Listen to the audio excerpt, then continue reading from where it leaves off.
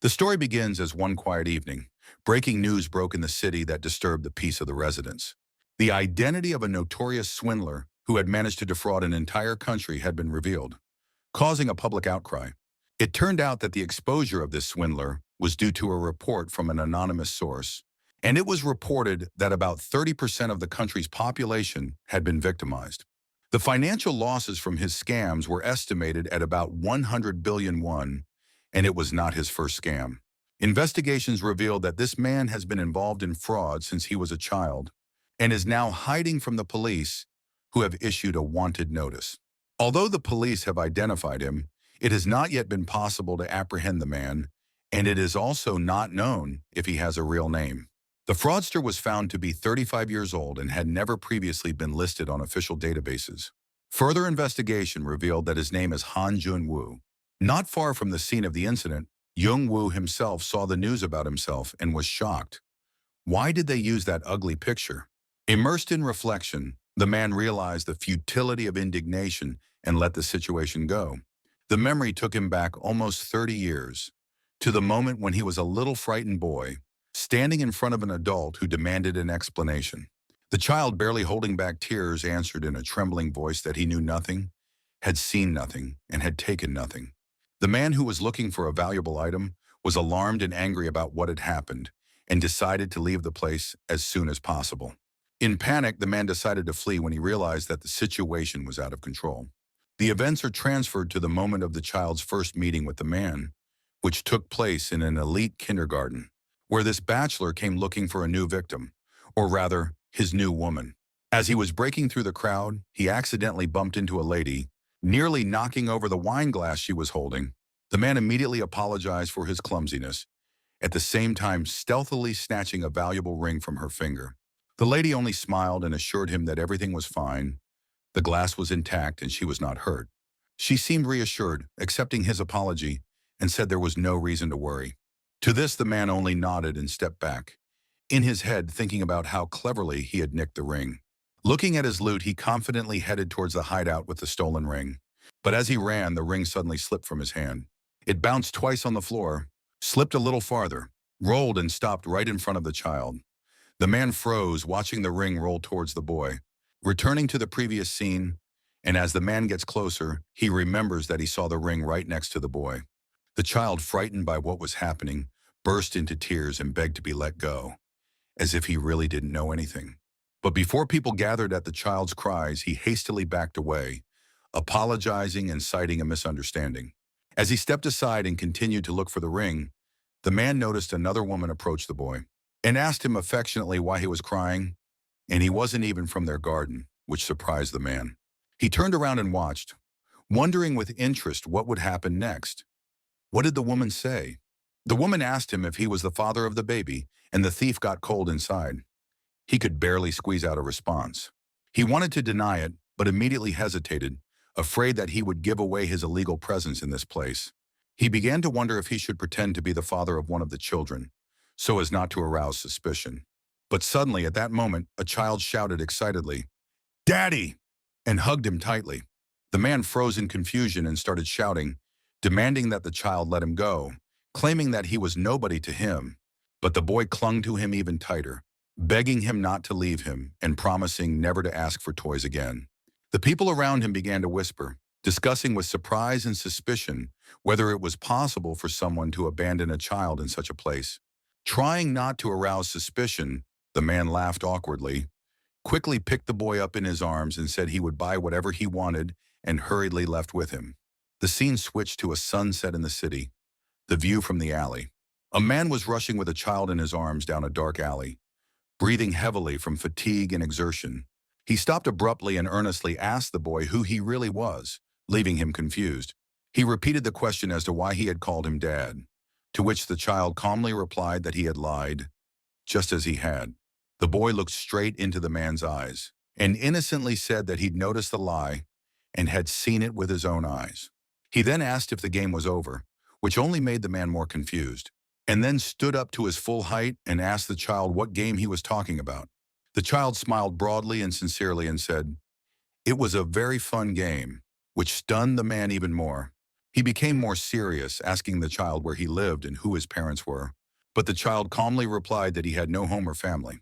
The man was shocked to realize that the child was a street kid and homeless, just like he himself had once been. He asked where the boy lived. The child explained that he could be anywhere. No one notices him. He just mixes with the other children and waits for his parents to pick up theirs. No one notices that no one comes for him. He continued with a sad smile, saying that people don't care as long as they're waiting for someone. Smiling again, he pulled something out of his pocket and proudly announced that he had won the game, which meant there was no need to hide it anymore.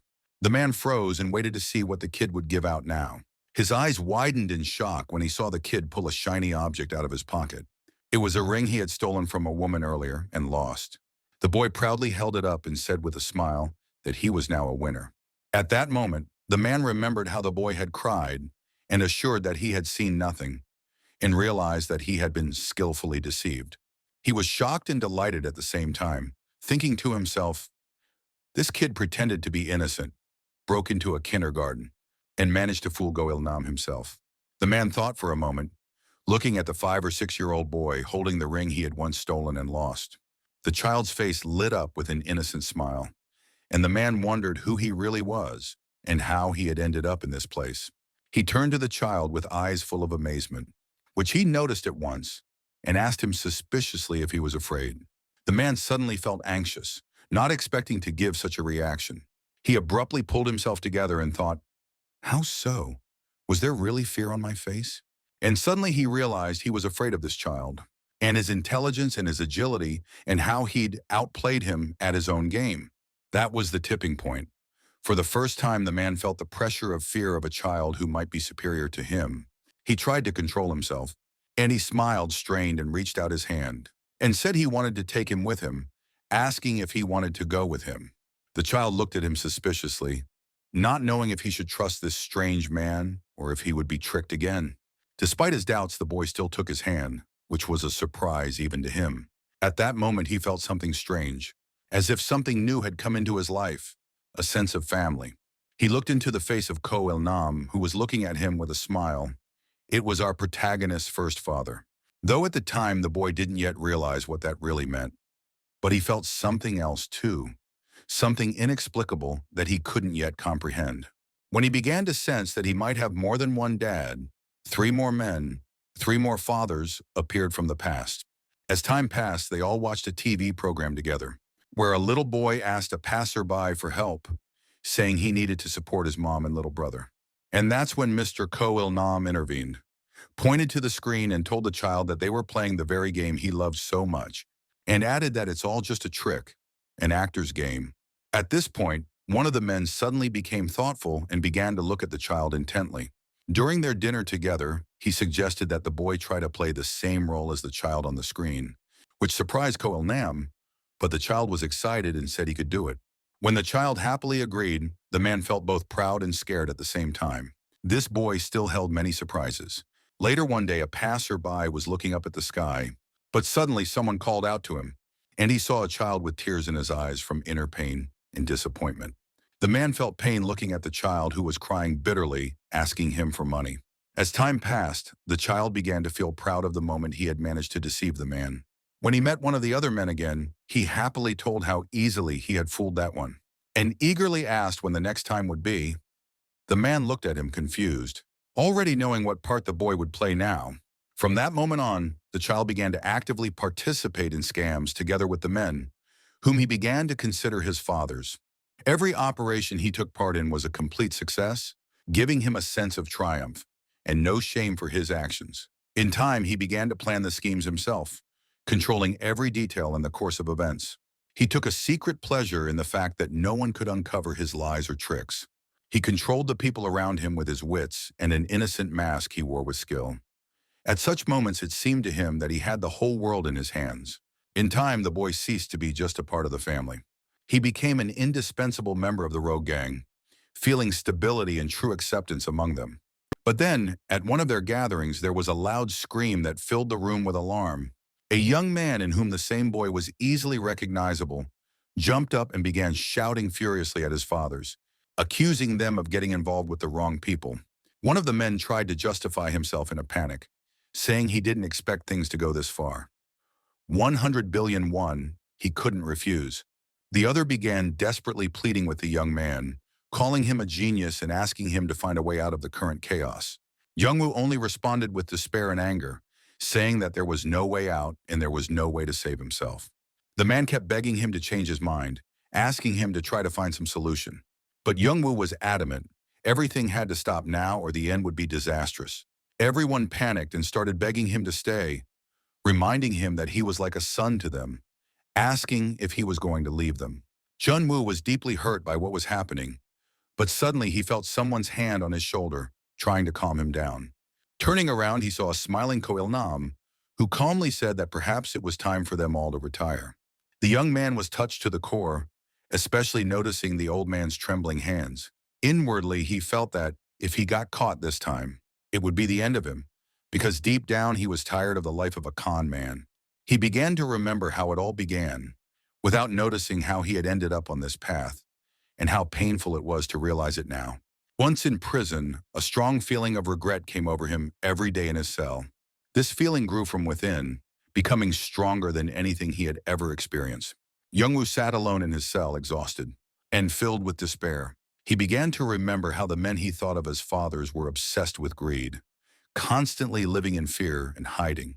Now, exhausted and weary, he clearly realized that this was the inevitable end. Suddenly, he heard a loud voice, "Son!" which made him flinch, and he quickly turned around, trying to figure out what was going on. He looked towards the source of the voice with worry and fear, but suddenly saw one of those men in front of him. Junwoo was extremely shocked, looking at the man standing in front of him in utter bewilderment. "What is this?" he thought. At that moment, he looked at the table and saw Ko Il-nam, who informed him with a happy smile that his father had achieved impressive results and cheerfully pointed to the large piece of chicken in his hands. Youngwoo stared at him in amazement and confusion, wondering if this man was really his father. Ko Il-nam continued to laugh with great delight, proudly proclaiming his success in keeping that piece of chicken, considering it a great accomplishment. Youngwoo looked at the man in front of him in utter bewilderment. He then turned to Junwoo, asking him to eat quickly, as he was about to go to high school soon and needed to eat well. Youngwoo was incredibly surprised by the man's words and began to question if he was really going to be a high school student. The scene changes, and in another room, one of the men was explaining the plan on the blackboard, saying that they would disguise themselves as gangsters at Sonu High to run a scam. The man continued to go into the details of the plan, noting Youngwoo would play a key role in the operation after class was over. Meanwhile, Youngwoo sat quietly and listened to the explanation in complete silence and stillness. His hands were folded, and his eyes were full of deep thoughts about the plans and deceptions he had heard. Suddenly, the man abruptly cut him off with anger, asking if he was even paying attention or if he had blacked out again. Junwoo focused on the board again and wondered if this was the same operation from about 20 years ago. He calmly and confidently said that this time, his main target would be the headmaster. They decided to first meet the principal at the Incheon Hotel to gain his trust and establish a good relationship. Then the plan was to get the principal to sign a fake contract after all. Then convince him to go to a place where the gangster-clad accomplices will be waiting. He will want to cancel the contract because of the connection with the gangsters, and here they will demand money for the commission for the termination of the contract. With this plan, he impressed everyone in the room. He's a real criminal genius. June left the room saying he didn't seem to have an important role here, which shocked the people in the room, who were wondering how he knew such specific details that hadn't even been decided yet. One of the men mockingly commented on the situation, saying that he thought Youngwoo was going through teenage angst, but had apparently regained his energy. The other man then added with a sly chuckle that Junwoo was the kind of person who got excited as soon as a new opportunity presented itself. Back in the room he had just left, someone asked what had happened to the previous mission and if it had been successful. And someone else replied that it had ended a long time ago. At this moment, Junwoo was listening to them intently from behind the door. He made a quiet sound, expressing his annoyance at what he heard before leaving the place. He entered the bathroom feeling heavily burdened and took a deep breath, reflecting his fatigue from the situation. He washed his hands and face and began to think deeply that what he had heard was indeed an operation they had conducted in the past. At this moment, Junwoo was completely convinced that he was back in the past again. He stood there thinking about his 35 years of life, now realizing that he was experiencing a different reality, back to his middle school years. The boy looked in the mirror and wondered if he was capable of changing his life. Then he told himself firmly that he would not allow himself to live the same life again. But as he was immersed in his thoughts, the door suddenly opened and someone seriously called out his name, Han Junwoo, which made him turn around sharply, amazed and tense over what might happen next. The man entered the room and handed Junwoo a folder, calmly saying that it was a mission he would be completing next week. Junwoo flipped through the pages and the man continued, explaining that this time his role would be big and important, and he should be able to handle it. The boy muttered in acknowledgement of the importance of the mission, but deep inside him, a feeling of uneasiness was brewing. The man warned Junwoo very seriously that this mission was also extremely dangerous, and he needed to be extremely careful this time. He firmly stated that none of their missions were without risk, and urged Jungwoo to stay alert. Jungwoo smiled to himself, thinking what he had assumed. Chung Jung-hwan had prepared a very thorough escape plan in case something went wrong. He looked at the list of people included in the escape plan. Chang Jung-hwan, Kim Kwang-soo, Lee Seok-jae, and Ko Il-nam. But he noticed that his name wasn't on the list. At that moment, Chung-jun asked him with a sly smile if he was suddenly scared of the mission. Jungwoo replied in a calm and confident tone, saying that Chung-jun had explained that this time the mission was completely dependent on his presence in the school because of the principal, and warned the guy not to show his face outside the school too often. He also firmly warned Jungwoo not to make unnecessary friendships, because only he and the rest of the group could accept him. Hearing these words, Jungwoo remembered the events of his past life, when he planned and executed scams with absolute precision, almost never failing. He remembered that the only reason some of his schemes had failed was because of the greed of the men he considered his fathers. Anger exploded inside Jungwoo. He felt that he had been brainwashed, that to them he was just a tool to make money. He remembered how he was constantly isolated from the outside world, spending time alone in front of the TV. In that moment, he realized why they tried so hard to keep him away from the world. They were afraid that his thoughts might change and he would try to escape. However, there was one person among them who showed genuine concern for him and advised him not to follow their path. But back then, Junwoo was not willing to heed his advice. Instead, he insisted on continuing his usual life of deception. He stubbornly shouted that he loved it and wouldn't give it up, accusing Ko Il-nam of not liking it because he wouldn't let him do what he wanted. At the time, Jungwoo didn't understand the true meaning of the words he was hearing and ended up pulling away from the one person who was trying to protect him. In a past conversation, he remembered Ko Il-nam gently telling him that there were many other ways in life other than deception. When Jungwoo inquired about these other paths, the man suggested some common professions, like an office worker or a consultant, or maybe an actor. The man offered him the idea of becoming an actor and smiled warmly, proudly noting that Jungwoo had always loved acting, which Jungwoo himself had never seriously considered before. Ko Il-nam turned to Jungwoo with a gentle smile and called out to him quietly, then smilingly suggested that they go eat meat together because Jungwoo looked a little depressed. While they were eating, Ko Il-nam laughed and said that Jungwoo had finally started to like anchovy soup, even though he used to hate it passionately. He then smiled as he remembered how Jungwoo used to refuse to eat this dish. But Jungwoo didn't smile, and that made the man good-naturedly ask if he wanted to say something. After a few moments of silence, Jungwoo finally spoke up, calling him Dad, and Ko Il-nam replied with obvious anxiety. The guy looked at him with a smile but with a mournful look and seriously said that he wanted to die. The next morning, the students gathered in the schoolyard, preparing for the trip, all lined up in 3 even rows. One of the teachers noticed that some of the older students were absent and began to complain about the low attendance. The teacher also grumbled about the bad weather on the first day of the trip. He then called out to Jungwoo, asking why he hadn't shown up yet. Jungwoo calmly and with slight irony replied that he was on his way. While they were standing there, another teacher came up to him, asked if all the second graders were in place, and reminded him to listen carefully to the arrival briefing. At this moment, Junwoo looked at his phone and saw a message from his father wishing him a good trip. He silently stared at the screen, touched by his father's simple words. Soon the bus rushed to its destination, and the teacher urged everyone to get on faster due to time constraints. When they arrived, the place where they were staying was drenched in torrential rain and thick darkness, and a private room was waiting for them inside the building. One of the teachers complained about the noise the students made whenever they arrived. He opened the box and, with a sly smile, said that the contents completely justified all the noise. The teacher pulled bottles of alcohol out of the box and grinned, commenting on the curiosity of the boys wanting to try such a thing. He grinned wickedly to himself, planning to have a drink with his other co-workers. But suddenly the door swung open abruptly and unexpectedly. The teacher turned around, shocked, wondering who could have broken in so rudely. An infuriated student entered, shouting at the teacher and stating that he was deeply offended by his inappropriate behavior. The teacher, jumping up in anger, began scolding the student and asking who he was to dare raise his voice at the teacher.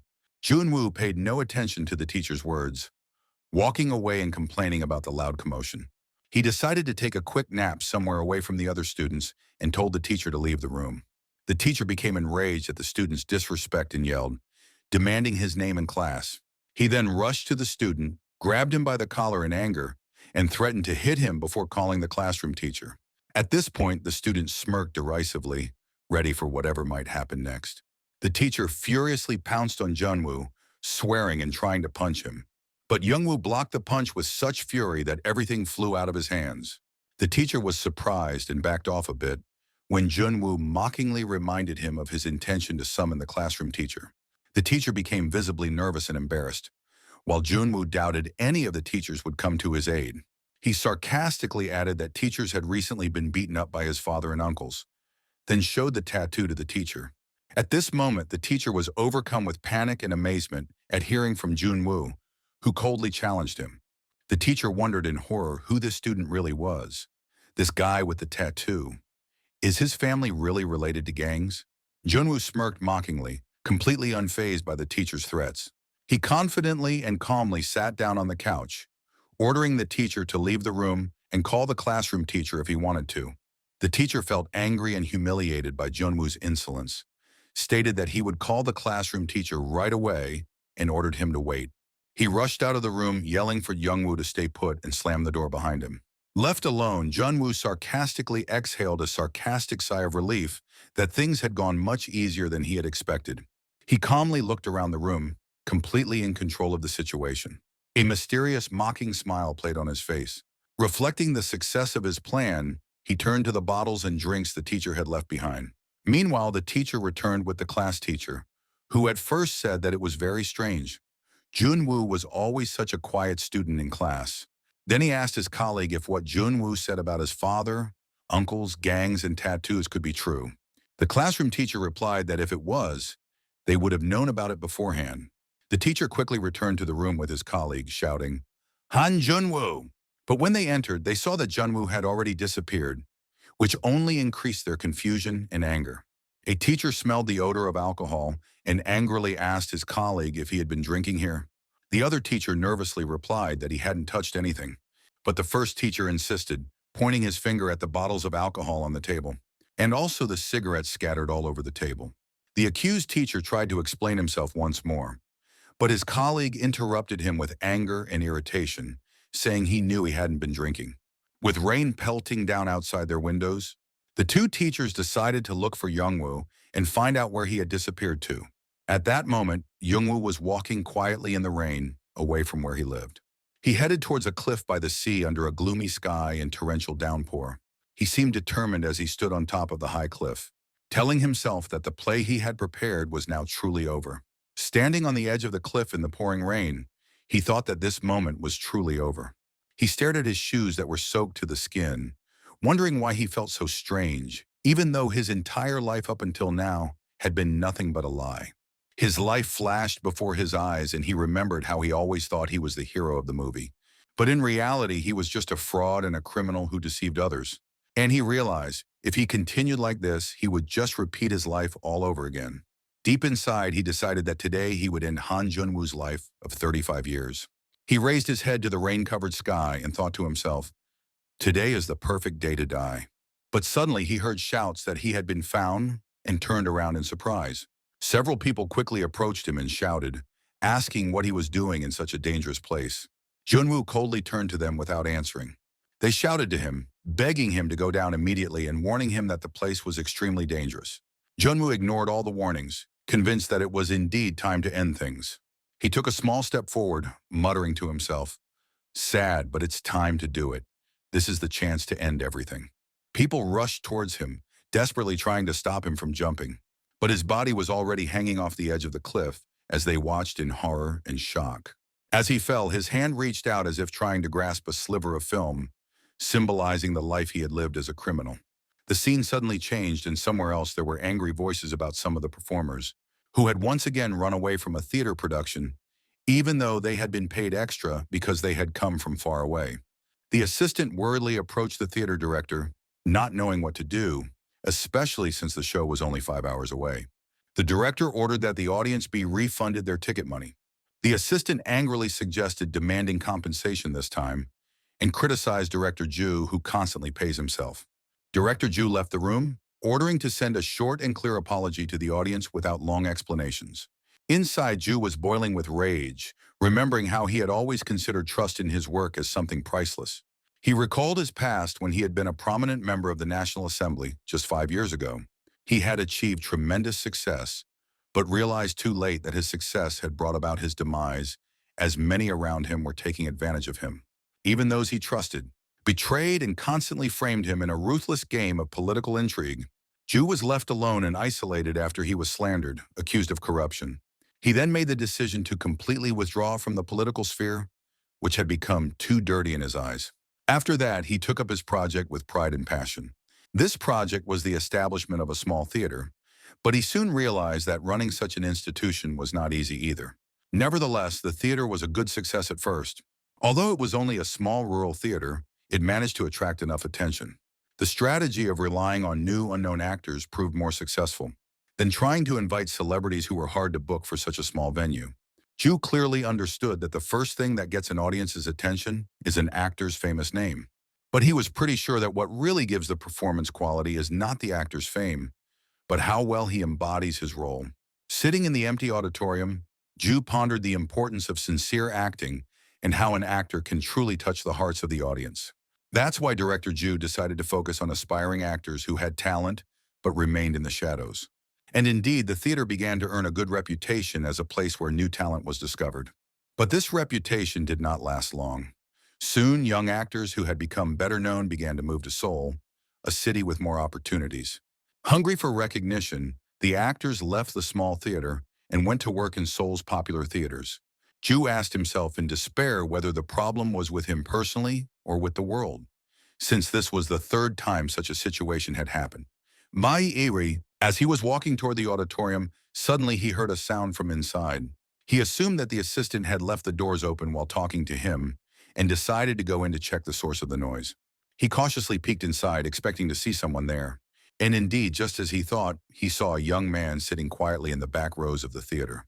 This young man had been appearing here more and more often lately, and he looked like a high school student. But his clothes were a bit strange, more like a work uniform, and not at all appropriate for his age. Ju noticed that this young man always left some money after watching the performances. Ju sarcastically thought to himself that this small theater hardly has a regular audience. Perhaps this guy is the only loyal audience they have left. At that moment, the director entered the auditorium, approached the young man, and asked his name. But the lad coldly replied that he had no name. The principal felt annoyed at such a dismissive answer and growled to himself that even dogs have names. He asked about his age again, noting that he looked like a schoolboy and wondered why he wasn't studying. Junwan calmly and confidently replied that he was 17 years old, but he didn't go to school. He then politely apologized for being here without permission, explaining that he thought the principal's silence was a sign that he was allowed to watch. The principal was surprised by Youngwoo's response and hesitantly said that he hadn't actually scolded him. At this moment, the guy quietly turned around to leave, but suddenly stopped as if he remembered something. Youngwoo turned back to the principal and handed him the banknote and said that he also enjoyed today's performance, although he was a little disappointed that it ended halfway through.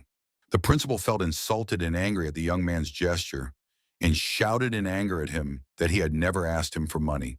The principal tried to grab the young man, scolding him for such behavior. But then he noticed something strange on the boy's wrist and asked with obvious concern if he was being harmed. The guy quickly reassured him, telling him that he was fine and that he would feel better after applying bandages and sleeping at home for a while. Junwoo quietly thanked Director Ju for his care and concern about his injury. The boy looked at Ju in silence, unsure of what to say at that moment. After a short awkward pause, Junwoo quietly said that he was about to leave. But Ju quickly called out to him, stammering, asking if his interest was limited to plays, which made Youngwoo look surprised and curious. Ju tried to quickly explain what he meant by saying that there were more recordings and other scripts inside, but got confused and couldn't express his thought clearly. The director felt awkward, thinking he sounded suspicious, like he was trying to lure a child with candy, and exhaled with annoyance. Junwoo looked at him again, puzzled at his apparent indecision and nervousness. Trying to pull himself together, Ju calmly and sincerely asked if he needed any treatment. Junwoo hesitated for a moment and looked at him thoughtfully without giving a clear answer. Later in a small cafe, Director Ju said affectionately, looking at Youngwoo, that he thought he would ignore him until the very end. Noticing that Youngwoo was eating greedily, he smiled and said that he was obviously very hungry. Youngwoo replied slightly sadly that Director Ju reminded him of someone, so the director asked what he was doing now. Ju remarked that Youngwoo was still young and that he could easily find better jobs, to which the guy said that everyone has their own reasons. Youngwoo was quiet for a few moments, thinking about what he said. Then he noticed the piece of paper that Ju was holding and asked with interest what it was. Ju unfolded the paper with a smile and replied that it was just a new script he had just received. Junwoo's face showed curiosity when he saw the title of the script, Random Encounter, and Ju smiled, asking if he wanted to read it. Junwoo started reading the script with interest. It was the first time he had ever seen something like this. He flipped through the pages, reading the carefully written lines and muttering quietly to himself. Ju silently and carefully watched how Youngwoo reacted to what he read. When he noticed that Youngwoo was reading with great seriousness, he became anxious and worried about his reaction. Suddenly, Ju snatched the papers from Youngwoo's hands, emotionally saying that enough was enough. He nervously explained that the work hadn't been delivered yet, and he couldn't let him see everything. Inside, the director felt awkward, wondering what a country boy could possibly understand about a work like this. He was surprised at how easily he let him see the script, but he noticed that Junwoo was reading it with intense attention and interest.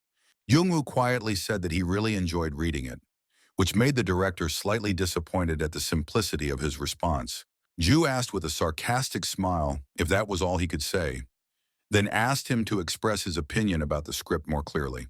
Junwoo hesitantly replied that he really wasn't very sure, as Ju excitedly told him about how much effort he had put into it, explaining that it was literally perfect. Ju looked hopefully at Youngwoo, and then hesitantly asked if the reason he was so cold about the script was because it was a novel. Junwoo honestly and calmly replied that it wasn't that, but that he wasn't sure if the script was appropriate for this particular theater. Ju was puzzled by the answer and asked Youngwoo in confusion what he meant. Youngwoo answered clearly and directly that starting from the second line on the first page, Director Ju added and quickly grabbed the script to read the second line of the first page to verify Youngwoo's words. He read the script carefully and was visibly stunned. When Youngwoo started reading out the details describing the ideal type of character Ju Young had written in the script, he was utterly shocked. It only took 1 minute for this brief but surprisingly accurate description of the GG. Director Ju stared at Youngwoo with total admiration and amazement, not understanding how he was able to memorize everything with such incredible speed. Director Ju then asked again, with visible bewilderment, what this had to do with his theater. Junwoo clearly explained that the scene from the script required a wide space where people could walk and talk for about 30 seconds, which is about 20 steps, whereas the width of the stage in his theater only allows for 13 steps. He added that the use of umbrellas in the stage would make the lighting ineffective, as the actors' faces would be in shadow all the time, reducing the dramatic effect of the main character's appearance. He suggested changing the location of the scene from a road near the school to a bus stop so that the actors could stay in place logically without cutting down on dialogue. He also suggested a creative move to have the main character appear with an umbrella and then turn it toward the audience, hiding his face and adding a sense of mystery and suspense. Junwoo was silent for a moment and quietly said that in the end the scene should look dramatic to the audience. Director Ju suddenly felt awkward, and Youngwoo said that maybe he should have nailed it, because it would take too much trouble to do it. But Director Ju, listening with intense interest, handed the script back to him and seriously asked if Youngwoo wanted to continue. Youngwoo didn't quite understand what he meant. Director Ju calmly explained that he wanted to hear more of his thoughts and feedback on the script. Junwoo then began to go over the rest of the script again with intense attention, without saying a word. Turning page after page, Director Ju sat watching Youngwoo and thought to himself, that this young man has an extremely rare talent for directing.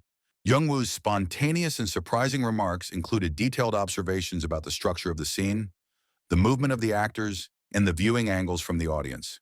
He also gave precise explanations on the timing of light changes and color temperature needed to make scenes dramatic. Pereno even mentioned the ideal timing for pauses in dialogue and the number of breaths needed to achieve the intended effect. Director Ju realized at that moment that it would be difficult, even for a seasoned professional, to give such precise comments so quickly and clearly. He made sure that Youngwoo managed to instantly refine the script with just a few words, to perfectly fit the peculiarities and limitations of his theater. Director Ju was silent for a moment, staring at the script that Youngwoo was holding, deeply shocked by the young man's talent. Then, with obvious doubt, Director Ju finally asked, his voice slightly strained, how old he started studying directing and where he got his education, because he is almost a professional. Youngwoo replied confusedly, asking what exactly he meant. The director said that GG obviously attends plays because he creates storyboards for productions. Director Ju curiously asked if the job Jungwoo is currently occupying has anything to do with storyboards. Youngwoo replied that in fact, he had only recently seen a play here for the first time, which left Director Ju shocked. The guy explained that he originally wanted to see the movie, but since he couldn't find a movie theater in the city, he decided to go to the play. At that moment, Director Ju was surprised to remember that he had first seen this young man only 3 weeks ago. Director Ju was shocked, wondering how such a young man, barely school age, could understand all the nuances of the theater so quickly, in just 3 weeks. And theater is not just a simple game, as many people think. It's actually a complex art that combines drama, art design, music, lighting, directing, and many other arts that work in harmony. Yet this young man had internalized all these elements by reading the script only once. Director Ju was amazed to think that this young man had done single-handedly what would normally require a team of professionals.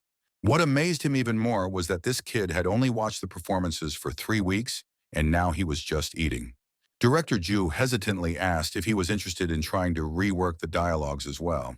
Then he seriously added that he would assume rewriting the script based on Youngwoo's suggestions, and thought to himself that he wanted to see more of his ideas not only on directing, but also on the main roles in the acting. Youngwoo hesitated for a moment before answering. The guy said that he couldn't do it because he didn't know the actors. Director Ju smiled and said that it would depend on their skill level. Youngwoo quietly interrupted, explaining that it wasn't about that. Youngwoo explained that he needed to see a person's life in its entirety to notice subtle details like habits or expressions. He emphasized that without that information, he couldn't do it. Even the tone and timbre of voice plays a great deal. Director Ju wondered with amazement and disbelief how someone could think in such detail. After all, actors are not robots. But deep inside, he realized that he already knew this truth and was just trying to deny something astounding and almost unbelievable. Suddenly, Jungwoo advised Director Ju to look in the mirror later and smile.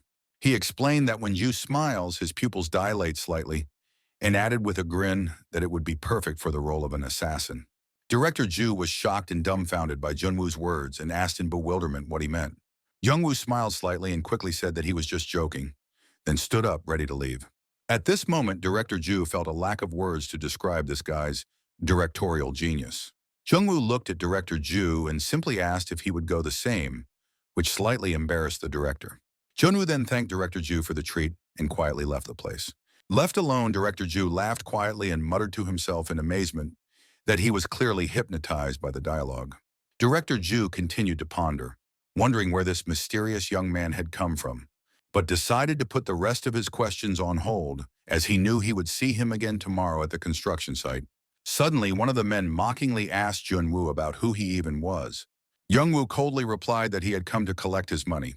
The man responded with surprise and denial, asking if he had left any money with him at all. Jungwoo firmly confirmed that he had indeed left it with the man. He calmly added that when a man says "I'll pay later," it means he has to pay, namely 587,000 won. The man became furious and swore at Jungwoo, calling him a petty bastard, saying that he wouldn't pay him anything. Jungwoo again very calmly asked if he really wasn't going to pay him. The man angrily and sarcastically replied that of course he wouldn't. He didn't even have that kind of money. Jungwoo took a deep breath. The man realized that he wasn't going to get his money this time either.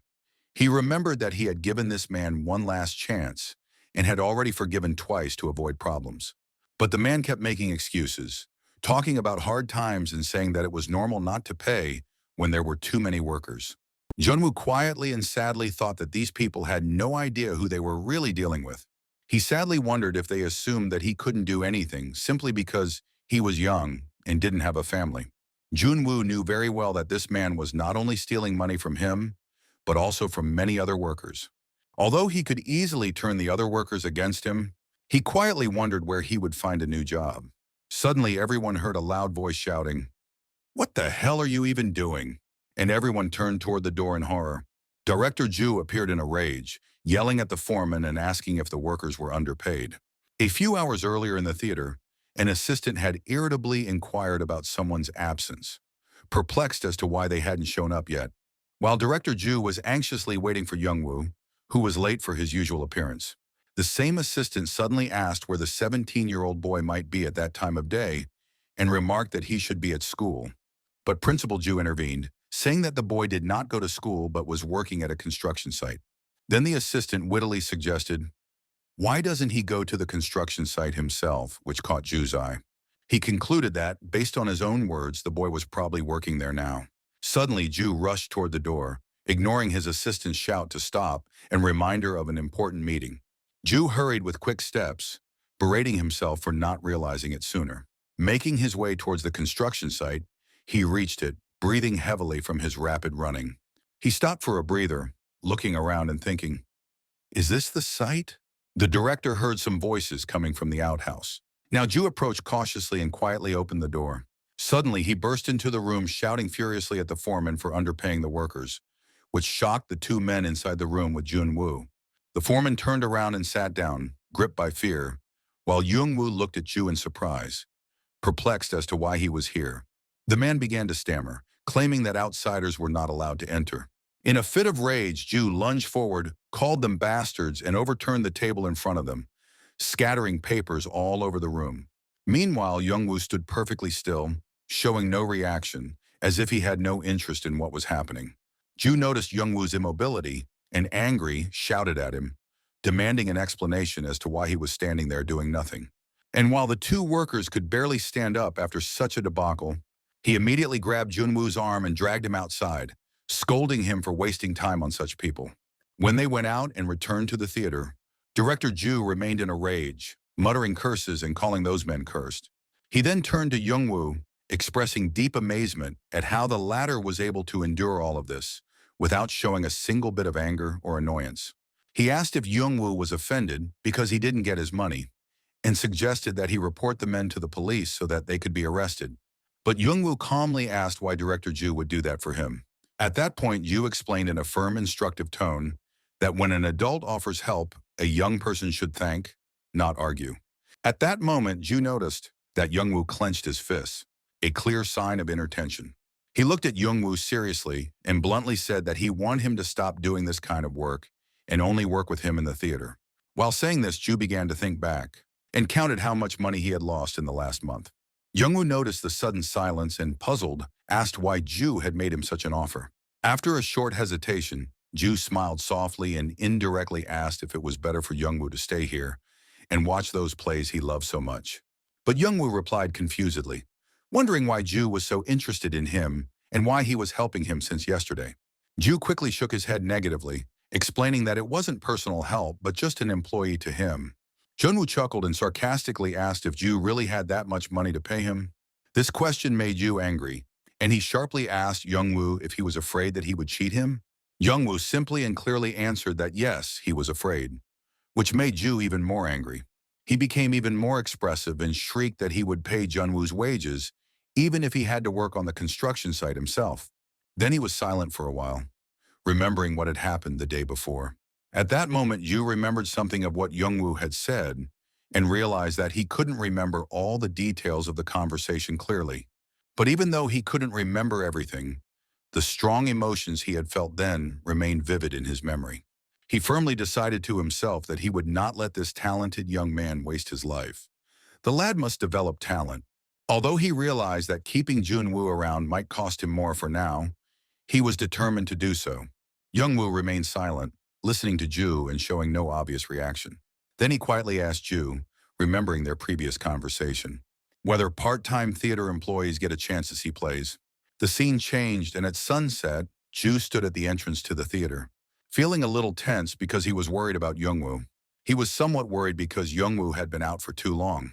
The director had waited for a long time, wondering why he was delayed, and was beginning to think that he was more meticulous than the director himself. It had already been 7 days since Junwoo started working at the theater. 3 hours ago, Ju had asked Junwoo to tidy up the basement, which was in a state of chaos, and simply instructed him to put everything to one side. Ju was confused with indignation since it had been so long, 3 hours, and he had already planned to have dinner with Youngwoo. Ju was still in shock. As he walked down the stairs, he kept repeating to himself that the assignment couldn't have taken more than an hour. He walked into the room shouting angrily, intending to ask what was taking him so long, but when he saw the state of the room, he froze with surprise and asked in amazement if Youngwoo had really done all this himself. Junwoo calmly pointed at the bookshelf and said that it had just fallen over. Ju looked at the shelf where the theater scripts lay scattered on the floor and immediately imagined what could have happened. He imagined Yoon Woo arranging the books when the shelf fell, scattering the scripts, but quickly noticed that the rest of the room was organized very neatly and precisely. The books were beautifully arranged, and even the flowers were on the table with great care. Puzzled, Ju asked what exactly Junwoo was doing, and Junwoo simply replied that he was just trying to read scripts. Even more surprised, Ju asked again why then the room was in such a mess if he was only reading scripts. Ju then noticed that Youngwoo was holding a Russian play and curiously asked why he had chosen that particular script. Youngwoo very simply replied that he had already read every available Korean language script in the room, which completely stunned Ju. Youngwoo pointed to the neatly arranged shelves and said that all the books placed there were the ones he had already read. Director Ju was astonished by this and asked incredulously if he had really read all those books. He asked again if that was why he was now reading the manuscript in Russian, and if Youngwoo understood anything about the Russian language. But Youngwoo quickly clarified that he was not referring to the Russian text itself, but the Russian-Korean dictionary on the shelf. He explained that he had only looked up the meanings of some words in the dictionary, which allowed him to grasp the general meaning. Director Ju experienced amazement, thinking about how Youngwoo was able to organize everything so precisely based on only a partial understanding of a few words. Director Ju froze as he looked at the script in Junwoo's hands and realized with awe the level of intelligence and skill of this extraordinary young man. Ju realized as he looked at the book Gigi was reading, he realized that it was the same play that he himself had studied many times in the past.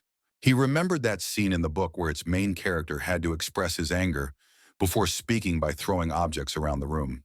And when Director Ju looked at the scattered props in the room again, he realized that it wasn't just a mess, but a thoughtful and precise arrangement. The watch, pen, and inkwell were on the floor, arranged in a way that reflected the character's emotions exactly as described in the script. Director Ju was amazed by this and wondered how Junwoo was able to convey the character's emotions so accurately, even though he didn't even know the knowledge base of the theater. After a short pause, Director Ju directly asked Youngwoo what exactly he wanted to be.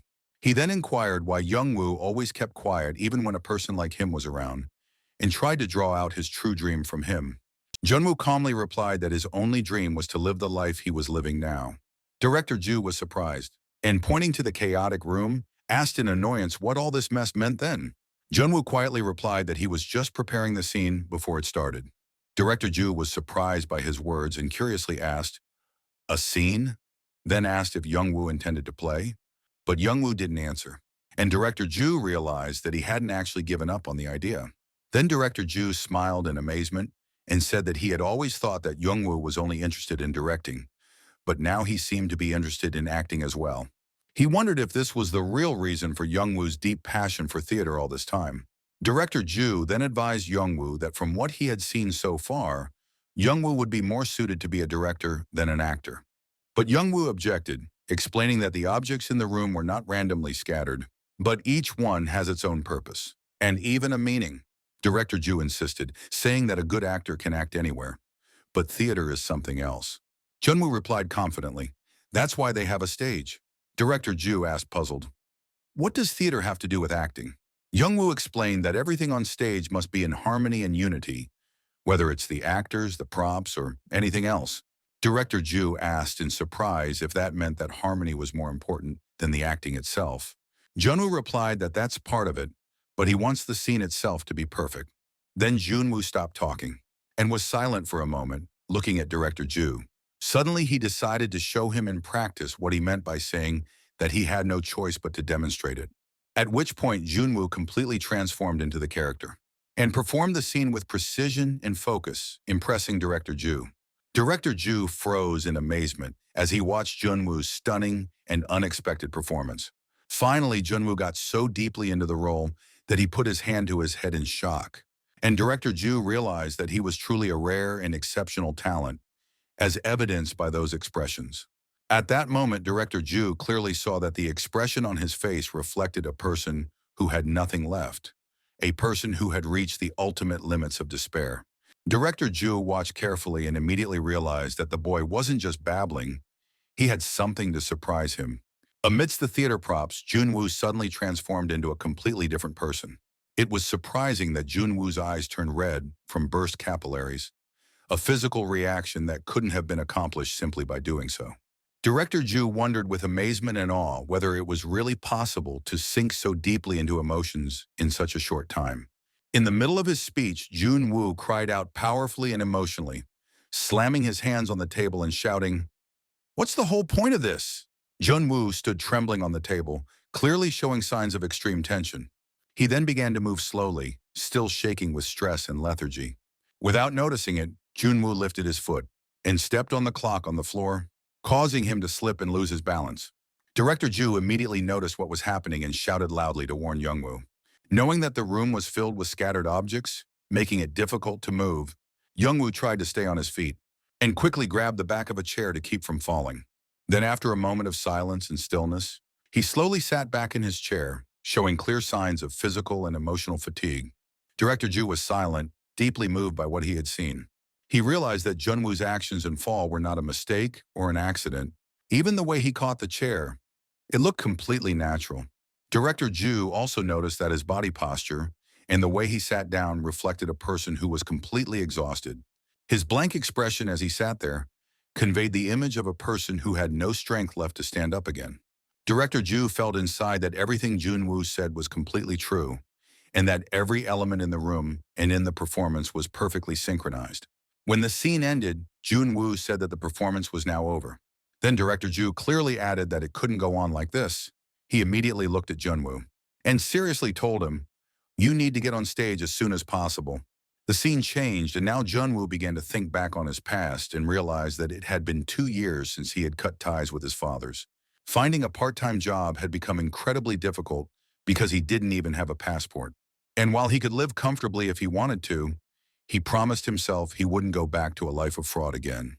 The days he spent working on construction sites gave him a certain satisfaction. But deep down inside, he knew exactly what he dreamed of most. Principal Ju had said he wanted to be on stage, and now he was thinking about it. At that moment during the meal, someone told him that at his age, he should play outside and not work in places like that. One of the workers said that a theater had recently opened in a neighboring town and suggested he go there. Junwoo thought silently, pondering that word theater. After a little delay, he decided to go there and see it. After a while, when he got there, he realized that it wasn't a movie but a play, which at first made him a little disappointed. During the performance, he heard a man sitting in the middle of the auditorium sighing loudly. But he didn't really pay much attention to it. What he really cared about was the strange feeling that grew stronger as he watched the play. His initial disappointment that it wasn't a movie was quickly replaced by a deep, long-neglected touch and excitement. He discovered that the energy emanating from the actors in real time and in front of a live audience was completely different from the magic of a movie. At that moment, he felt for the first time a strong desire to be on that stage himself. From that day on, he started going to the theater every day right after work. His body moved on its own before his mind could make up its mind. Until one day, sitting there as usual, Director Ju suddenly asked him what his name was. When he didn't answer immediately, the principal firmly and insistently repeated the question, wanting to know his name. From then on, the man who, at first seemed to be just a theater employee, continued to take an interest in him, even offering to come in for treatment and leaving immediately. Junwoo thought that this man's interference was a bit intrusive, but not a bad thing. His manner of speaking was somewhat abrupt, but he was kind and clearly not someone who was capable of harming others. One day, Director Ju grabbed Youngwoo by the arm and dragged him out of his workplace, telling him off and saying that he shouldn't waste his time on such people. Youngwoo was surprised and thought to himself in disbelief, are there still such people in the world? Then he sadly said to himself that this person must have lived a hard life too. Back in the present, after another of Youngwoo's incredible performances, when Director Ju told him he couldn't go on like this, he looked Junwoo straight in the eyes and said with absolute seriousness, you need to go on stage immediately. As Ju reflected on what had happened and Youngwoo set up the props and started the scene, he thought that he didn't expect much from his acting. He believed that emotions were born out of life experiences and that no matter how talented Youngwoo was, he was still just a 17-year-old young man. However, Director Ju was quite aware of Junwoo's exceptional intelligence. But he also realized that it was quite different from innate artistic talent. But in that instant, Director Ju realized that his thinking had changed. His thinking and opinion about the protagonist was narrow and limited. He realized that the abilities that struck him in Youngwoo were only preparatory tools for acting. Youngwoo needed a real theater, not just a rehearsal room like this one. But Junwoo himself quietly said while he was preparing the props that he didn't want to go that far. Director Ju continued to convince Youngwoo, passionately assuring him that his talent was incredible and he could succeed. But Youngwoo calmly replied that he liked his life the way it was. As they were leaving the room, Youngwoo asked if all the scripts were stored in the rehearsal room, which made Director Ju wonder again if he really didn't want to act. He just couldn't believe that a man with such talent would give up the stage. Junwoo simply replied that he didn't want fame. Director Ju looked at him in disbelief, realizing that this young man fully understood his ability and talent. He reflected that Junwoo's attitude shows he knows very well that as he begins his acting career, fame will be inevitable. However, Director Ju kept persuading him, saying that he can't give up after seeing such talent. He then told him with deep sympathy that he understood what Youngwoo had to go through in life, but said that he himself had gone through many hardships to get to where he is now. Director Ju exclaimed that he would take responsibility for whatever happens, urging him to live the life he wants to live. Junwoo laughed bitterly to himself upon hearing the word responsibility, wondering how someone who barely knew him for a month could take responsibility for his life. The guy sarcastically asked Director Ju if he would kill for it, and was shocked when Director Ju replied firmly and loudly that he was indeed willing. Director Ju then pounded his chest and asked for the third time if Youngwoo would play for him. After this exchange of words, Youngwoo stood backstage, dressed in his costume, wearing his usual stage clothes, ready to go on stage for the first time. He felt a slight excitement as he stood there, peeking behind the curtain at the audience. The audience had already taken their seats, waiting for the performance to begin, and the auditorium was completely filled. Junwoo stood behind the curtain, looking at the light flickering from the stage. Pondering his feelings and understanding the old man's feelings for him, Director Ju sincerely wanted to make sure that Youngwoo's talent would not go to waste, and he was giving him a chance to show his gift. Youngwoo remembered how Director Ju had told him that he would take responsibility for him, and wondered why he couldn't say no then. Did he really want it so badly? The stage lights slowly came on, and it was time for the performance. The curtain rose, and Youngwoo walked in front of the audience for the first time, standing confidently on the stage. From backstage, Director Ju watched the stage with focused attention and nervous anticipation. Director Ju smiled excitedly and said, "Now it has begun." Nearby, someone asked if it was the boy he had mentioned earlier, and Principal Ju proudly confirmed, "Yes, that's him." The assistant expressed concern, asking if Junwoo was actually ready, especially since he had only been preparing for 5 days.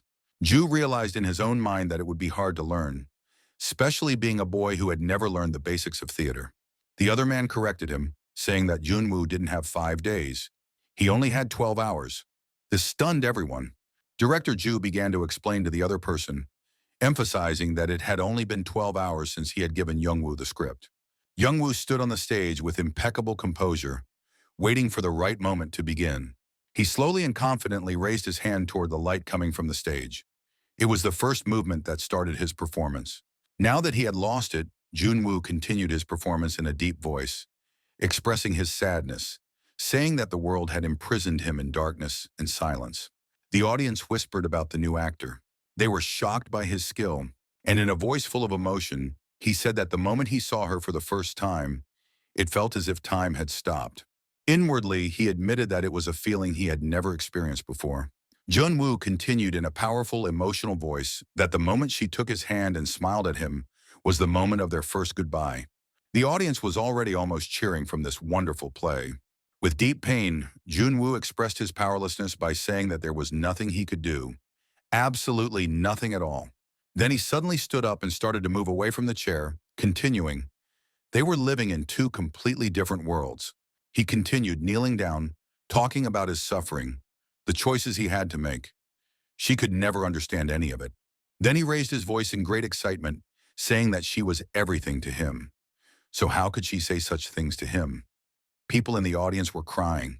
The narration switched backstage. Backstage, an assistant asked Director Ju in amazement where he found such a monster. The director looked at his new actor and talked about how even with his breathing wrong, the entire audience was looking at him. He didn't just memorize the parts, he lived the life of the character, feeling all his suffering. His lines easily change with each outburst of the character's emotions. If the character were on stage, he would behave the same way. Everyone in the theater wondered if he was really acting. At this moment, the actress playing the role of Ellie entered the stage.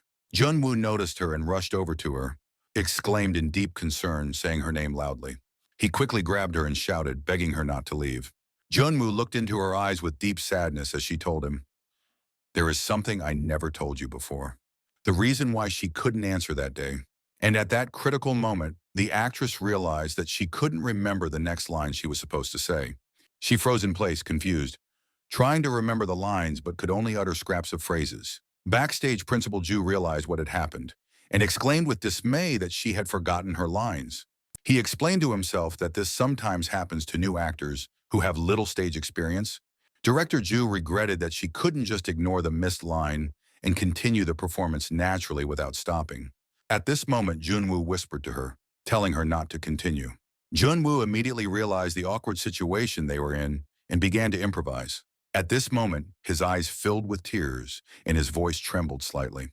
Jun-woo warmly hugged the actress on stage and continued to say his words in a voice full of sorrow. The curtain slowly closed, covering the emotional scene that Jun-woo had shown. Meanwhile, the audience remained stunned in complete silence, as if under hypnosis. Suddenly, the theater exploded with loud, enthusiastic applause, signifying the success of the scene and the audience's complete acceptance of Jung-woo's performance. Backstage, Jung-woo stood next to the other actors in shocked silence, listening to the deafening applause from the audience. Jun-woo and the actress stepped off the stage, feeling extremely relieved that the scene had gone smoothly. Director Ju watched them from backstage with a laugh of disbelief, amazed that such a stunning performance had been prepared in just 12 hours. Director Ju remembered how actors usually took a full 2 weeks to analyze their character and understand the script. He was absolutely amazed that Jun-woo not only learned the script, but also managed to correct the mistake made by the actress. This moment was another confirmation of this young man's exceptional talent. Meanwhile, the team backstage was discussing with visible amazement the extremely enthusiastic reaction of the audience after the end of the first act.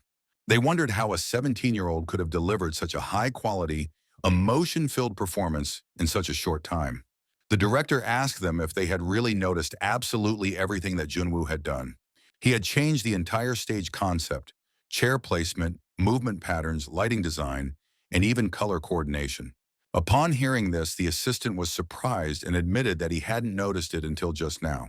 Director Ju honestly replied that he didn't understand most of it, but felt he had no choice but to trust him. After a moment of silence, Director Ju smiled quietly and confirmed one thing with certainty. That guy over there is more talented than anyone here.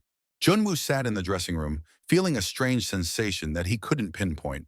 He began to realize that this wasn't the first time he had performed on stage. He remembered his former life of fooling people and playing many different roles. He had never been unaware of his ability to act. He used to embody different personalities and perform them skillfully. He remembered using this talent to deceive and manipulate people in his past life. But this time was completely different. For the first time, he was receiving direct stares from the audience. They were not ordinary gazes. They were full of emotions, tears, and deep consonance. In this unique moment, he felt as if everyone, including himself, had been transported to another world for a few fleeting seconds. Junwoo realized that this second life of his was strange and unfamiliar to him. In his previous life, he had made the decision to die, and even gave up his name, believing he could live like that. But now, sitting under the spotlight on the stage, he asked himself deeply, can I really do this now? The scene changed. Right after the end of the first performance, director Ju excitedly rushed into the dressing room, loudly shouting out Youngwoo's name with obvious excitement. He ignored the actress, who apologized for her mistake, stating that she suddenly became nervous. Placing his hand on Youngwoo's shoulder, he said with playful sarcasm and emotion that Gigi is a little tomboy, pretending not to care even though he has such a talent. Director Ju then teased him, going on stage soon and he hasn't read the script again yet. Ju started talking further about how GH must have been up to all this just for the role. Junwoo, feeling exhausted, replied that he didn't want to feel trapped between the lines. Director Ju looked at him perplexed and curiously asked, what does that even mean? At that moment, Director Ju thought to himself, surprisingly, he had heard such a thing before. He remembered that an experienced actor had claimed that preparation meant keeping the image of a character in one's heart. The man also remembered the warning that prolonged reference to the text of a script unwittingly binds the actor to it. He recalled the famous actress's opinion that when a character's emotions are truly felt, the lines emerge on their own. He realized that for the sake of keeping things natural, she avoided looking at the script while filming. Director Ju smiled quietly, conscious that he had once thought this advice was overly pompous, and it was based on more than 20 years of experience. He marveled that such profound thoughts were coming from a young man who was on stage for the first time and had completed his debut act. Ju noted that the depth of each of Youngwoo's statements was so palpable that it was impossible to ignore. He noticed that despite not knowing many basics, the young man still had a keen sense of humor. After a moment's reflection, Ju realized that Youngwoo had already surpassed himself as a director, which made him a little confused and unsure of how to proceed. Suddenly, one of the troupe members entered the room and announced the immediate start of the second act. Youngwoo got up and headed towards the stage, and explained to Director Ju the reason for his departure. He promised to return soon, accompanying his words with a calm and reassuring smile. He then returned to the stage, and continued to perform the rest of the play. His playing shone with renewed vigor, once again impressing everyone present. When the performance was over, the entire cast, along with Youngwoo, stood in front of the audience, receiving well-deserved applause for their outstanding performance. Among the audience was a man who was confident in himself, and realized that he had finally found what he had been striving for all his life. The day after the performance, Youngwoo was alone in the rehearsal room, completely immersed in reading theater literature and scripts. Absorbed in the books, he suddenly heard a question about whether he was going to spend his life staring at the pages. The muffled voice belonged to Director Ju, who had entered the room and was clearly concerned. Then a time-tested box of books appeared in front of him, and a suggestion to confine himself to them in his work. Junwoo reacted with a surprised look at the unexpectedly brought books. The principal supported him, noting that although these books were not entertaining, they would prove useful, and that he had not changed books for a long time. At that moment, the young man remembered that there was only one library in the provincial town. He realized that the library was located far away from the theater. Junwoo guessed that Director Ju had gone there specifically for him in this heat, and recognized that his line the day before might have hurt him. As Junwoo leafed through the pages, the director watched him from afar, noting his deep concentration. Ju wondered whether the young man should study theoretical works or whether it was better to limit himself to his natural talent. He soon came to the conclusion that it was within his power to do just that, introduced Junwoo to reading and writing. As the young man continued reading, he quietly remarked that he found the material interesting. The principal approached him and asked if the books had helped him even a little. Youngwoo admitted that this was the first time he had encountered such topics, and found them more fascinating than he had expected. Ju was surprised by this answer, and could not believe that this was really the young man's first experience with these issues. He wondered with bewilderment how a man with no prior training was able to show such a performance on stage. To this, Youngwoo clarified that actors are not the only ones who can perform excellently. The director did not understand what was meant and asked about the meaning of what was said. He warned the young man about the possible risks for those who act rashly and openly. He again clarified the meaning of the previous statement and listened to the explanation that the director always rushes into things without preparation. Ju's reaction was confused, and he asked when he had ever had to act in such a way. Youngwoo proclaimed that this was exactly the case. He calmly explained that the director, helping him without knowing anything about him, was doing the same thing. There was momentary silence in the room as the young man looked intently at Ju. He then decided to put the book aside and inquired if the principal was aiming to make him famous. To this, the principal replied that it was not at all necessary. John added that he only wanted the young man to do what he really wanted to do. He admitted with a slight sadness that he himself had been looking for such an understanding for a very long time. Junwoo listened intently while the headmaster awkwardly admitted that he might have thought about trying to use. However, Ju assured that even if he failed on stage, he would still go to the library for the books. Ju smiled softly and assured him that he would never doubt his intentions. And if he had thought so, he would have used all of the theater's resources long ago. He expressed his sincere gratitude for the books, recognizing that he really needed them. The director clarified in surprise whether he really felt that way and received a quiet confirmation. The guy smiled and talked about how he would definitely repay him later. At that moment, the principal's name was called behind their backs. He turned around, surprised by the sound, and trying to recognize the voice. A man approached and asked if he was the one running the theater, which clearly stunned and alarmed Ju. He was left standing in front of the theater in a state of mild amazement, trying to figure out the reason for the stranger's appearance in such a remote location. The man greeted director Ju, asked if he was the one who ran this theater, and then thought, why would a person of his level come here? The man was from the famous NK company, one of the biggest entertainment companies, representing Korea's top actors, and he was responsible for casting actors for major successful dramas. Although he wasn't an actor himself, his name was well known to the public due to the success of the projects he was involved in. The man clearly introduced himself to director Ju, that his name was Choi Jae-min, and he was a director at NK. Director Ju, visibly nervous, asked what someone of his level could possibly want from a place like this. Choi Jae-min simply replied that he enjoyed last night's performance. He clarified that he was referring to the new guy, Young-woo, who played in the recent production. When he asked if Young-woo belonged to the theater, director Ju confirmed that although he wasn't an official employee, he did work there. Choi Jae-min made a direct and clear offer to director Ju, apologizing for his sudden appearance. He frankly said that he was extremely excited and that this was the first time in a long time that he had decided to act so urgently. Reflecting on seeing Junwoo on stage, he described the feeling as finding a true treasure. Director Ju cautiously asked if he was going to seriously involve Youngwoo in some project, to which Choi Jae-min replied with a confident smile that it wasn't just a casting call. Choi Jae-min explained that it's usually very difficult to find really talented young actors for big projects. But director Ju replied that Junwoo wasn't just a smart kid playing well.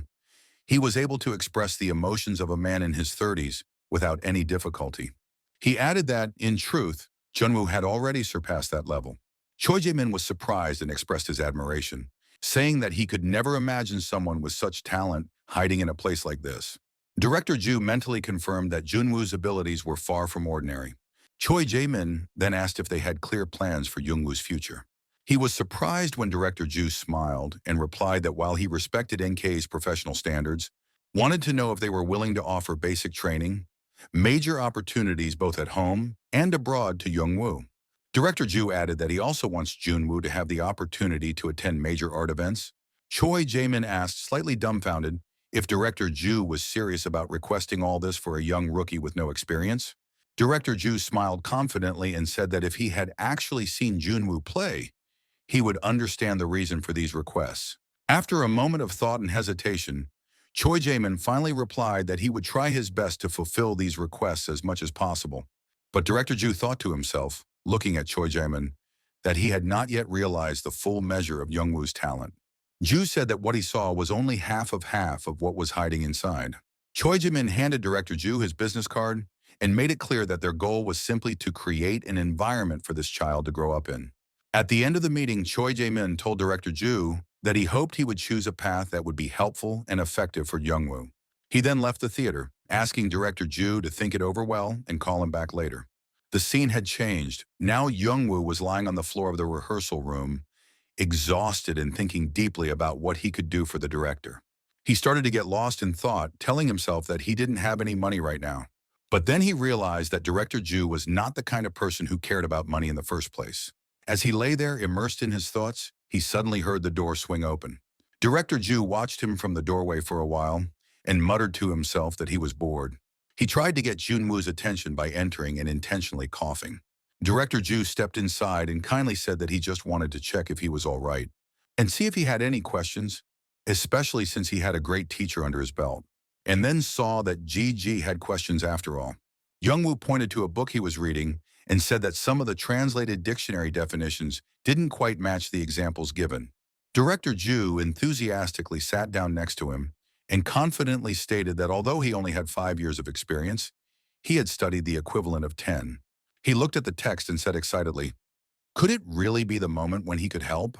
When Junwoo pointed out the section he was having trouble with, Director Ju stared at the text in bewilderment, trying to figure out what language it was originally written in. He stood up suddenly, pretending to have a stomachache, much to the surprise of the protagonist. He quickly left the room and awkwardly told Youngwoo that he had a stomachache and to keep reading.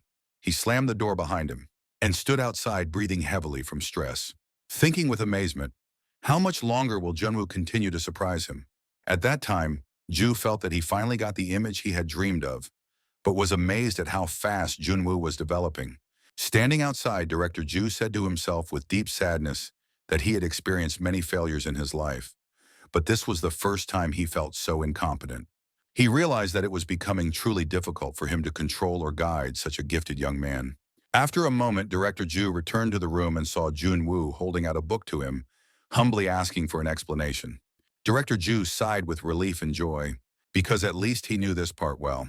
Director Ju excitedly began to explain to Junwoo the fourth wall theory about the invisible wall separating the audience from the stage. He continued by saying that Brett's actors sometimes broke the fourth wall and addressed the audience directly. Ju added that theater was not just a form of entertainment, but also a way to convey social messages. Junwoo nodded, confirming that he understood, then pointed to another section. Director Ju turned to that part and said that it was no longer so complicated. The scene changed and we scrambled back to the study. The book slammed onto the desk with a great clatter. Immersing himself in the books, Ju realized the great responsibility he now had to help Junwoo. Director Ju held a book on understanding theater in his hands, feeling nostalgic and wondering if he was reading it again at his age. Sitting in his office and enthusiastically taking notes, he wondered if he had ever felt such passion for learning since he first entered the world of theater. But that passion didn't last him long. Director Ju began to feel overwhelmed after noticing how quickly Junwoo was developing. At some point, Ju realized that Junwoo had already outgrown the stage of learning theory and surpassed the professional level of performing. He walked into the room and noticed that Youngwoo waited until all the staff had left, then began to prepare an empty stage, repeating his lines flawlessly. At this time, Youngwoo focused on the smallest details, from character expressions and habits to movement patterns and even lighting angles, changing depending on the nature of the scene, making Director Ju feel like he was watching real art. He also noticed that Youngwoo performed by keeping only the emotional core of the characters and rewriting the rest of the dialogue on his own. While Director Ju was watching Youngwoo perform on stage, he remembered NK's manager's business card and thought that this might be the best way for Youngwoo. He called NK's director and said that he wanted to leave everything behind and meet face to face. The scene changed to a small restaurant, with Director Ju sitting there with GH drinking coffee, while Youngwoo was enthusiastically enjoying his food. At this moment, Director Ju began to feel very hesitant and anxious, not knowing what he should do next. He remembered the call in which the NK representative assured him that he had made the right decision, promising to fulfill every condition that Ju asked for, and even said he was willing to discuss any additional request from Youngwoo. The caller explained that they could arrange a visit the next day and expressed his desire to see Youngwoo perform right away. But the caller assured him that he shouldn't feel pressured, emphasizing that this was just an opportunity for Youngwoo to perform on stage. The caller confidently stated that given the exceptional circumstances, a contract was practically guaranteed. But Director Ju himself began to have doubts, wondering if Youngwoo would accept the offer so easily based on his previous behavior. Indeed, when Director Ju later asked Youngwoo if he wanted to go to Seoul, Youngwoo coldly replied that he would rather spend his time reading, which made Director Ju think to himself that he expected that answer. At the same restaurant, Youngwoo noticed that Director Ju wasn't eating and asked if he wanted to give his food to him so he could eat it himself. Director Ju felt awkward about how much attention he was paying to Junwoo and wondered why he had become so careful with this boy. Director Ju then gently asked Youngwoo if he had ever been to Seoul, and Youngwoo simply replied that he hadn't. Director Ju was shocked and asked if he had ever traveled anywhere. Youngwoo confirmed that he had never traveled.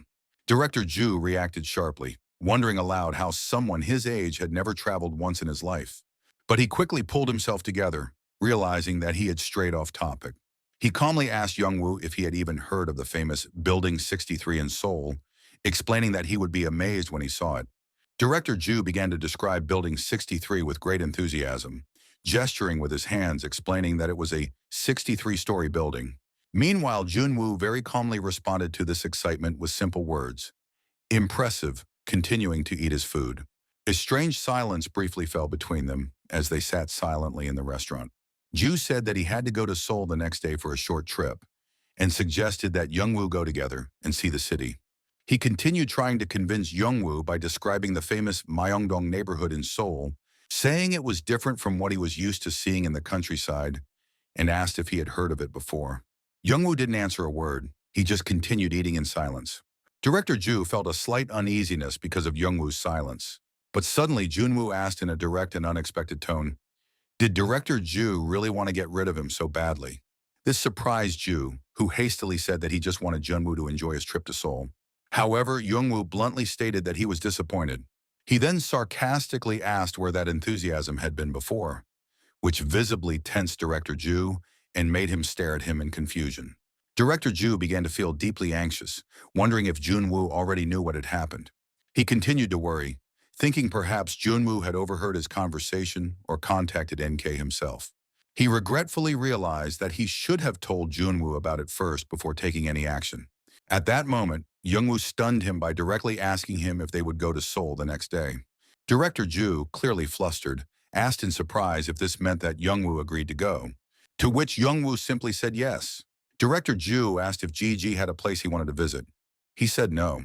The man wondered if Youngwoo thought he was inviting him for the sake of professional training, but reassured himself that that wasn't the case at all. He said that he fully understands the importance of NK Entertainment, which is much more than what Junwoo could have imagined. The man then said that while he may not know Junwoo's personal circumstances, the company could help him in the future. He explained that Youngwoo needed to meet people of his level, because no matter how well he performs, there are only amateur actors in this place. Director Ju continued that it would be better if other actors didn't ruin Youngwoo's stage. Youngwoo then asked again about the specific place they were going to, prompting Director Ju to carefully explain that it was the headquarters of NK Entertainment. Youngwoo suddenly agreed to Director Ju's suggestion, which surprised the director, and made him wonder why Youngwoo seemed so obedient, especially since it wasn't like him at all. He asked again with uncertainty if Youngwoo was really sure he wanted to go, but Youngwoo remained silent without giving an answer. When they arrived in Seoul, Director Ju was deeply impressed by the large and modern appearance of the company building, marveling at its grandeur. He began to comment enthusiastically about the modern studios he had previously seen on TV. Youngwoo watched in silence as the director marveled at what he saw. An employee of the company gently told Director Ju that he was acting like someone from the countryside. Finally, the employee informed them that they had arrived at the appointed place and asked Director Ju to wait outside for a while. Director Ju took a deep breath, trying to calm down, and then enthusiastically said that they would be right in. Director Ju walked to the door and gingerly took hold of the handle, clearly hesitating and feeling slightly anxious. At this moment, Junwoo surprised him by asking if they were entering together, which confused Director Ju a bit. Director Ju quickly retracted his hand and awkwardly replied that he was just trying to open the door for him. Director Ju then turned to Junwoo and gave him a loud cheer, and Gigi said that he would try his best. When he entered the room, Youngwoo was greeted with polite and clear words of welcome. Choi Jaemin, who was sitting inside, continued smiling. "We've been waiting for you." Choi gently gestured for Youngwoo to sit directly across from him. At this moment, Youngwoo inwardly realized that this person was Choi Jaemin from NK Entertainment. Jungwoo then turned around to see the person sitting next to Choi and was greatly surprised when he recognized who it was. That person turned out to be NK Entertainment's famous star actor, Gil Jun-ho. When Youngwoo entered the room, Jaemin greeted him again and asked him to take a seat first. Youngwoo quietly sat down across from them, preparing to talk. Sitting next to Jaemin was star actor Gil Jun-ho, considered one of NK Entertainment's most prominent talents. These events actually took place before Gil Jun-ho became a big star, but even then he was very popular among movie buffs. At that time, Gil Jun-ho was active in a prominent supporting role, but never appeared in such places. Jung-woo immediately realized that Gil Jun-ho's presence here was no coincidence. He had been brought here intentionally. Gil Jun-ho watched Jung-woo for a second while Choi Jae-min directly asked his name. Jung-woo calmly replied that he didn't have a name yet and that he was going to choose one. Choi Jae-min was slightly surprised by the answer and wondered to himself if Jung-woo was going to choose a stage name. He noted with certainty that Jung-woo didn't seem nervous at all, which made him wonder if Jung-woo even knew who he really was. But after a pause, he suggested that maybe Jung-woo hadn't heard of him because he lives in such a remote place.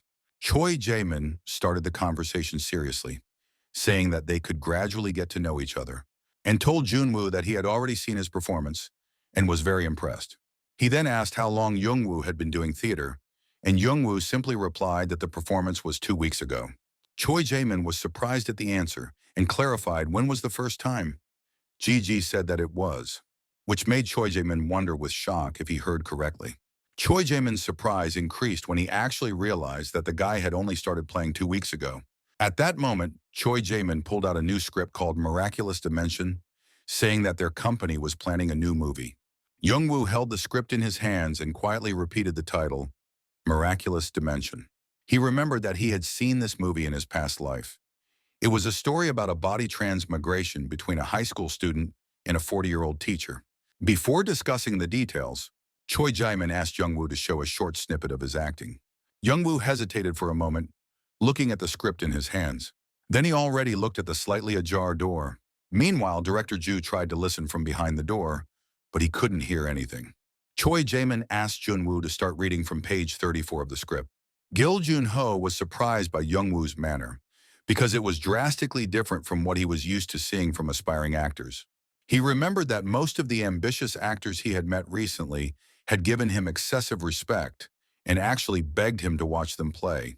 But unlike them, Jung-woo seemed incredibly calm, without much interest or impatience. Choi Jae-min thought to himself that the former him would never have let someone like that stay in the room, or indeed in the industry.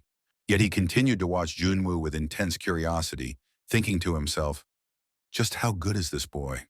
Jung-woo quietly began reading the script as the first scene unfolded in a school hallway filled with students. Tae-kyung, the character played by Jung-woo, stood in the middle of the hallway, looking around in confusion, trying to figure out what was happening to him while the camera followed his puzzled expression. Tae-kyung was clearly confused and anxious, thinking to himself, why am I here? And why does his voice sound like this? He's changed a lot.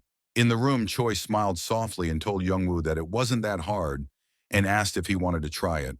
Jung-woo was silent for a long time, staring intently at the script in his hands.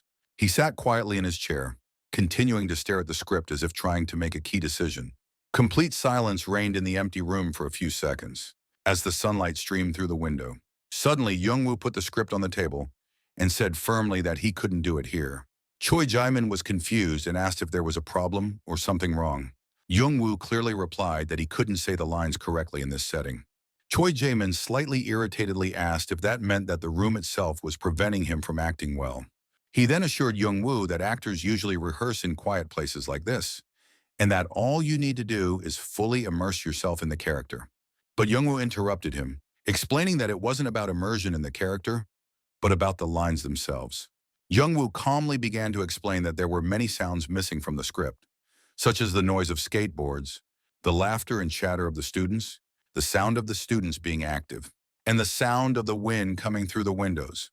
He then continued by pointing to the script on the table, saying that these sounds intertwine with the lines are missing here, and that's what's missing. Choi Jae-min was puzzled by his words and thought to himself why the background sounds would have such a big significance during the lines. Meanwhile, Gil Jun-ho, who had been silently and quietly listening to the conversation, was clearly interested, listening intently to what Jung-woo was saying. Suddenly, Gil Jun-ho stood up abruptly and shouted Jung-woo's name, which surprised Choi Jae-min. Gil Jun-ho picked up a script from the table with obvious interest, flipping through it, which made Choi Jae-min anxiously ask, what's going on? Gil Jun-ho focused even more deeply on the script, his eyes expressing surprise and intense concentration. Choi Jae-min observed Gil Jun-ho's unusual behavior and thought that he had never seen him like this before. Then he suddenly remembered Director Ju's words about the importance of providing thorough training and major professional opportunities. Choi Jae-min turned to Junwoo, trying to reassure him, saying that even if he thought this setting was not ideal, could he still try to act out the scene? Jungwoo was surprised by Choi Jae-min's words and whispered to himself, wondering, is this an audition? Then he suddenly realized what Choi Jae-min was getting at. He asked, does he need to perform sitting down? Jungwoo thought for a moment, considering that this scene needed someone else, a partner. At that moment, Gil Jun-ho sat down, still holding the script in his hands, and a slight, focused smile appeared on his face. He remembered a ceremony from his past when the announcer had enthusiastically announced the winner, Mr. Gil Jun-ho, at the ceremony. He also remembered another scene where Gil Jun-ho had cried in the movie. Sat under the setting sun with a soft smile, thinking that he wanted to be just a little bit happier every day. Now in the office, Junwoo sat thoughtfully and quietly said to himself that this could turn out to be really fun. Jungwoo then looked at Choi Jae-min and quietly asked if he had another copy of the script. Choi Jae-min asked why he needed one. Jungwoo calmly and confidently replied that the scene was better performed in collaboration with someone rather than alone. And with calm confidence, Jungwoo added that Mr. Gil Jun-ho should be the one to collaborate. Jaemin was amazed and surprised by Junwoo's bold and unexpected suggestion. The guy grinned and began to look for reasons for this behavior. He then thought to himself in bewilderment that perhaps Junwoo's youth gave him such boldness and confidence. Jaemin tried to gently explain the difficulty of the request, but Gil Jun-ho interrupted him with a warm smile, saying that he agreed with the proposal.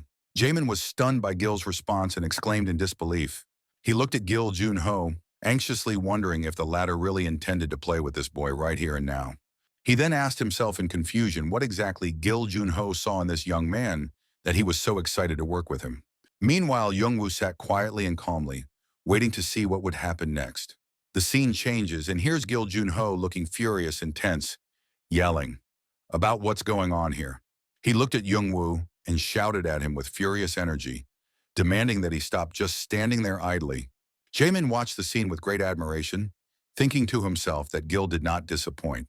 His voice alone perfectly conveyed the emotions of a 40-year-old man trapped in a young body. Gil continued to play the role with depth and sensuality, and Jaemin clearly felt the gravity of the feelings he was conveying. Then it was Jungwoo's turn, and he began to speak with obvious passion and anger, shouting that he too was deeply disappointed in everything that was happening. Gil responded with sadness and confusion, saying that his teacher had gotten younger. Gil began to complain about his clothes, criticizing Jungwoo's sense of style, which made Jungwoo angrily exclaim. Gil then fell silent for a moment, only to hear Jungwoo seriously ask, did he realize what was going on? At that moment, Gil noticed something strange. He caught a faint change in Jungwoo's voice that matched that of a middle school student. He was stunned and wondered if Junwoo had grabbed the image so quickly after hearing only 2 lines of lines. Gil continued his part with strong emotional intensity, angrily asking why Jungwoo was blaming him, saying it wasn't his fault. Jungwoo continued with irritation, warning Gil not to do anything rash with his body and to calm down.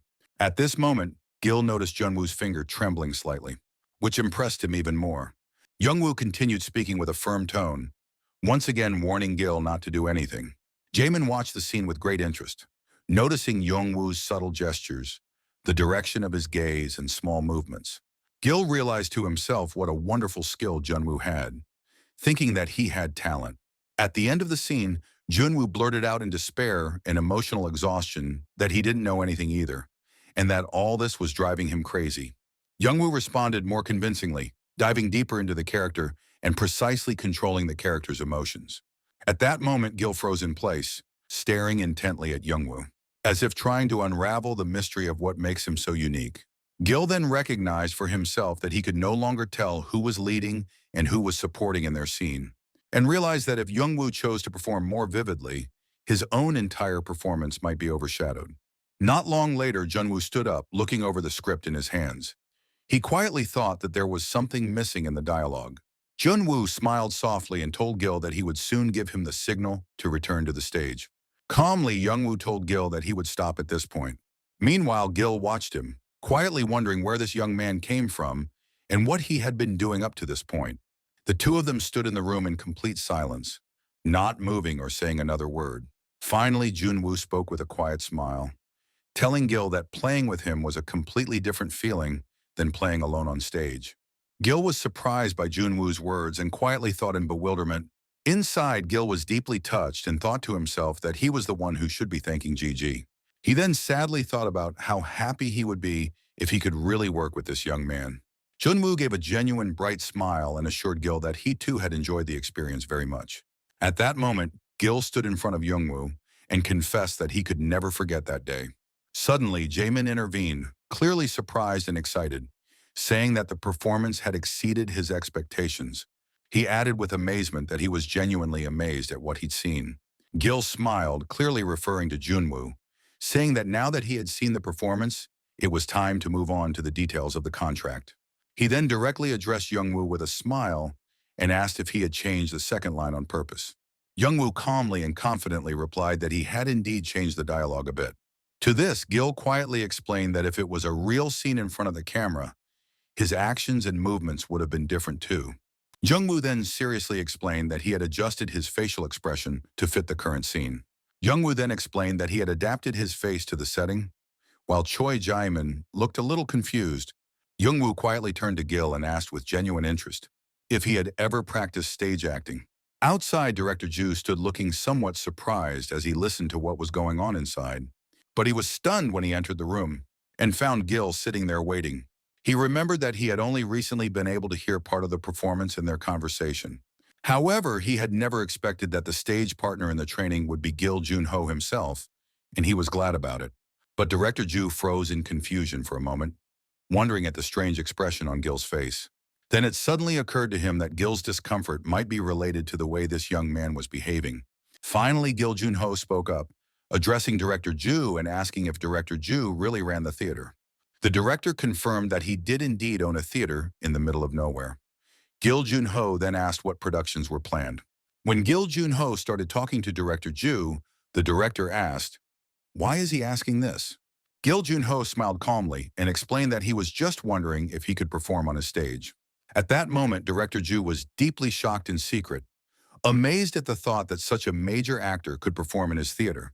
Director Ju then cautiously began to discuss terms with Gil, explaining that he didn't have enough money for his salary.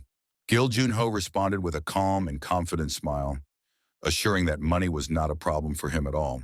He then clearly and enthusiastically stated that he was just curious and deeply interested in performing in this theater.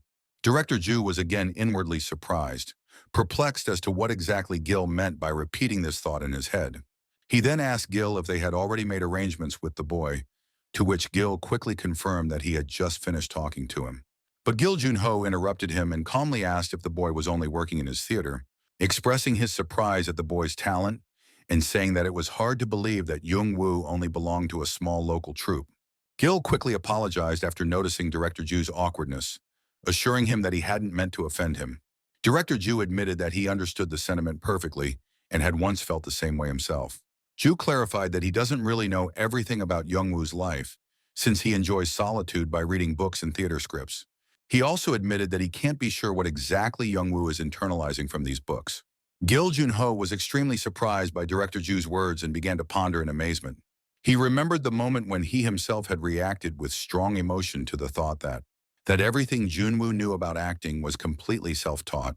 Director Ju smiled when he saw Gil's reaction and calmly, confidently stated that it was just natural talent. At that moment, Gil Junho looked at Director Ju and calmly stated that he was sincerely looking forward to working with him. Director Ju smiled with great relief and extended his hand for a handshake, and Gil smiled in return and extended his hand as well. Gil looked at Director Ju and said that he sincerely looked forward to working with him. Somewhere else, Jungwoo stood alone in a wide hall in front of a large screen with various scenes flickering on it, and watched them with focused attention and complete calmness. The screen showed many pictures, including a historical scene with two people talking, a schoolboy looking extremely frightened, a touching moment of a small child petting his dog, a woman praying in tears, and finally a scene of a massive explosion that sent a car flying into a man. Junwoo remained motionless, standing silently in place. His eyes were staring intently at the large screen in front of him. He began to recall the performance with Gil Junho, replaying his behavior in his mind. Youngwoo stood still, showing no obvious reaction. Meanwhile, Choi Jae-min walked over to Youngwoo and called out his name, causing Youngwoo to turn to him with slight surprise. Choi Jae-min smiled warmly, looking at Gigi with a friendly look, and asked, what did he think of his proposal? He continued talking, trying to convince Youngwoo by saying that once again, he might not get such a chance. Youngwoo was silent for a while, looking thoughtfully into the man's eyes. At that moment, the man looked dejected and apologized very politely. Choi Jae-min then went on to say sadly that this was the first time he had felt so deeply disappointed. Still, he reached out to Youngwoo, handing him his business card and asked him to contact him if he needed help. And that was the end of the scene at NK's company. The hero thanked him and left. The scene changed, and here we can already see the theater building. In the theater, director Ju was busy using a metal wrench to tighten the nuts, wondering aloud to himself if it was really over. He was surprised that Gigi and Gil Jun-ho would be appearing together in a production on his stage.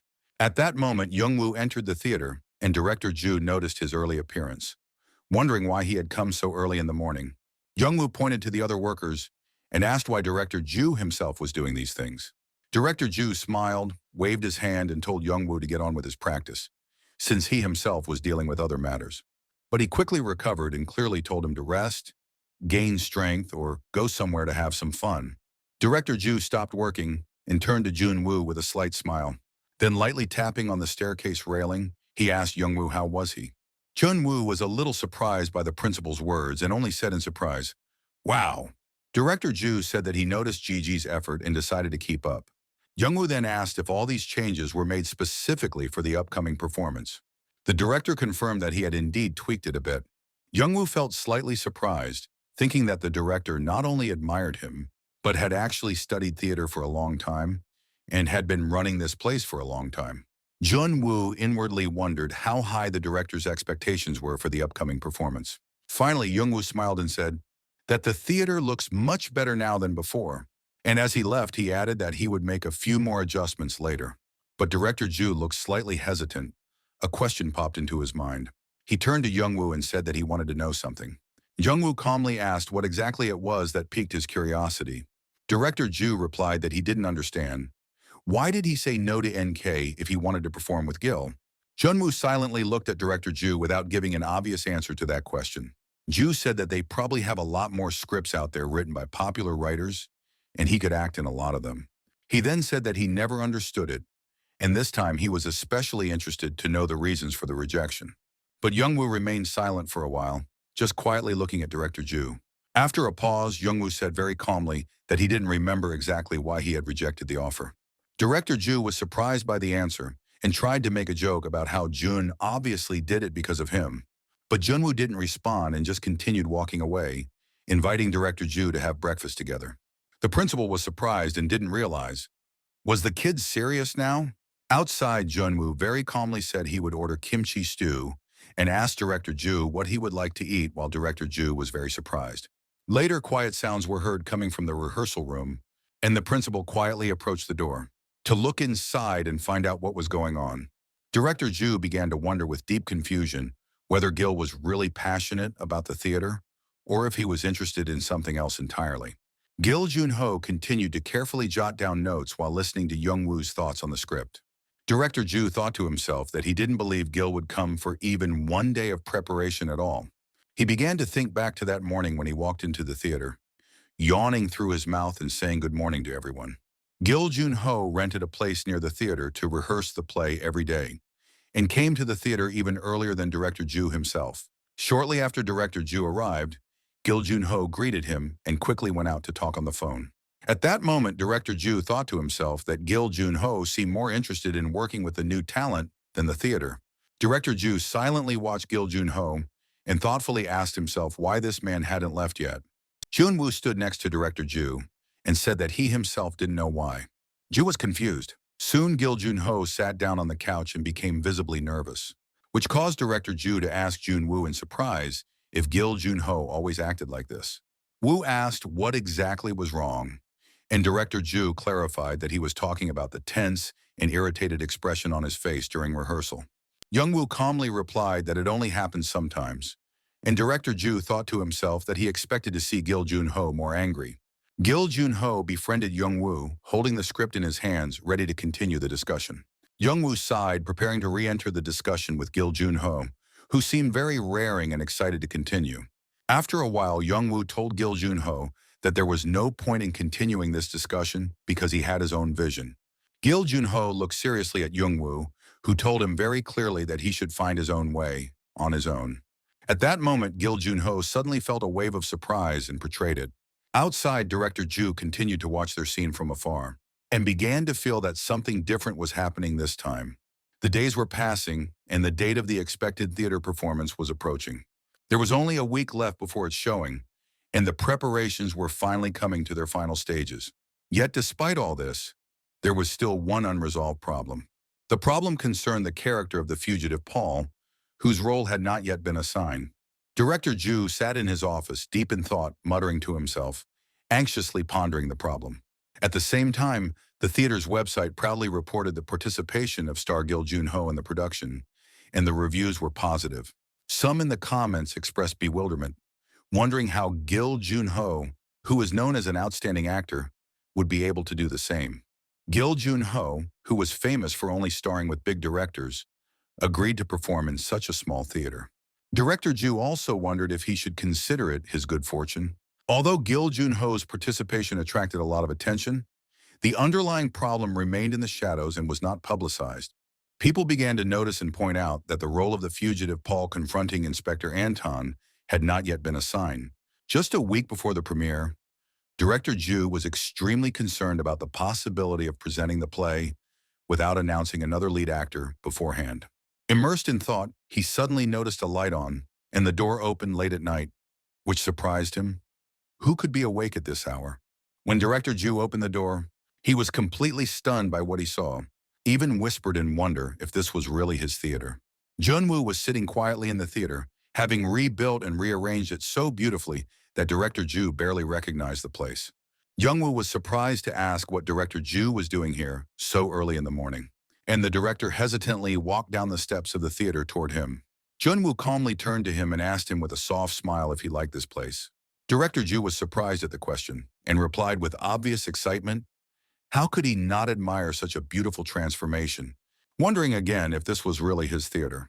Although the theater was small, it now resembled an artistic palace thanks to the decoration and lighting created by Junwoo. It was clear that he hadn't studied directing for nothing. Director Ju was amazed at Youngwoo's ability to create such an extraordinary atmosphere without expensive equipment. Youngwoo simply explained that he was only continuing the changes that Director Ju himself had started. Director Ju was shocked by the words of Youngwoo, who confirmed that he had been watching him the whole time.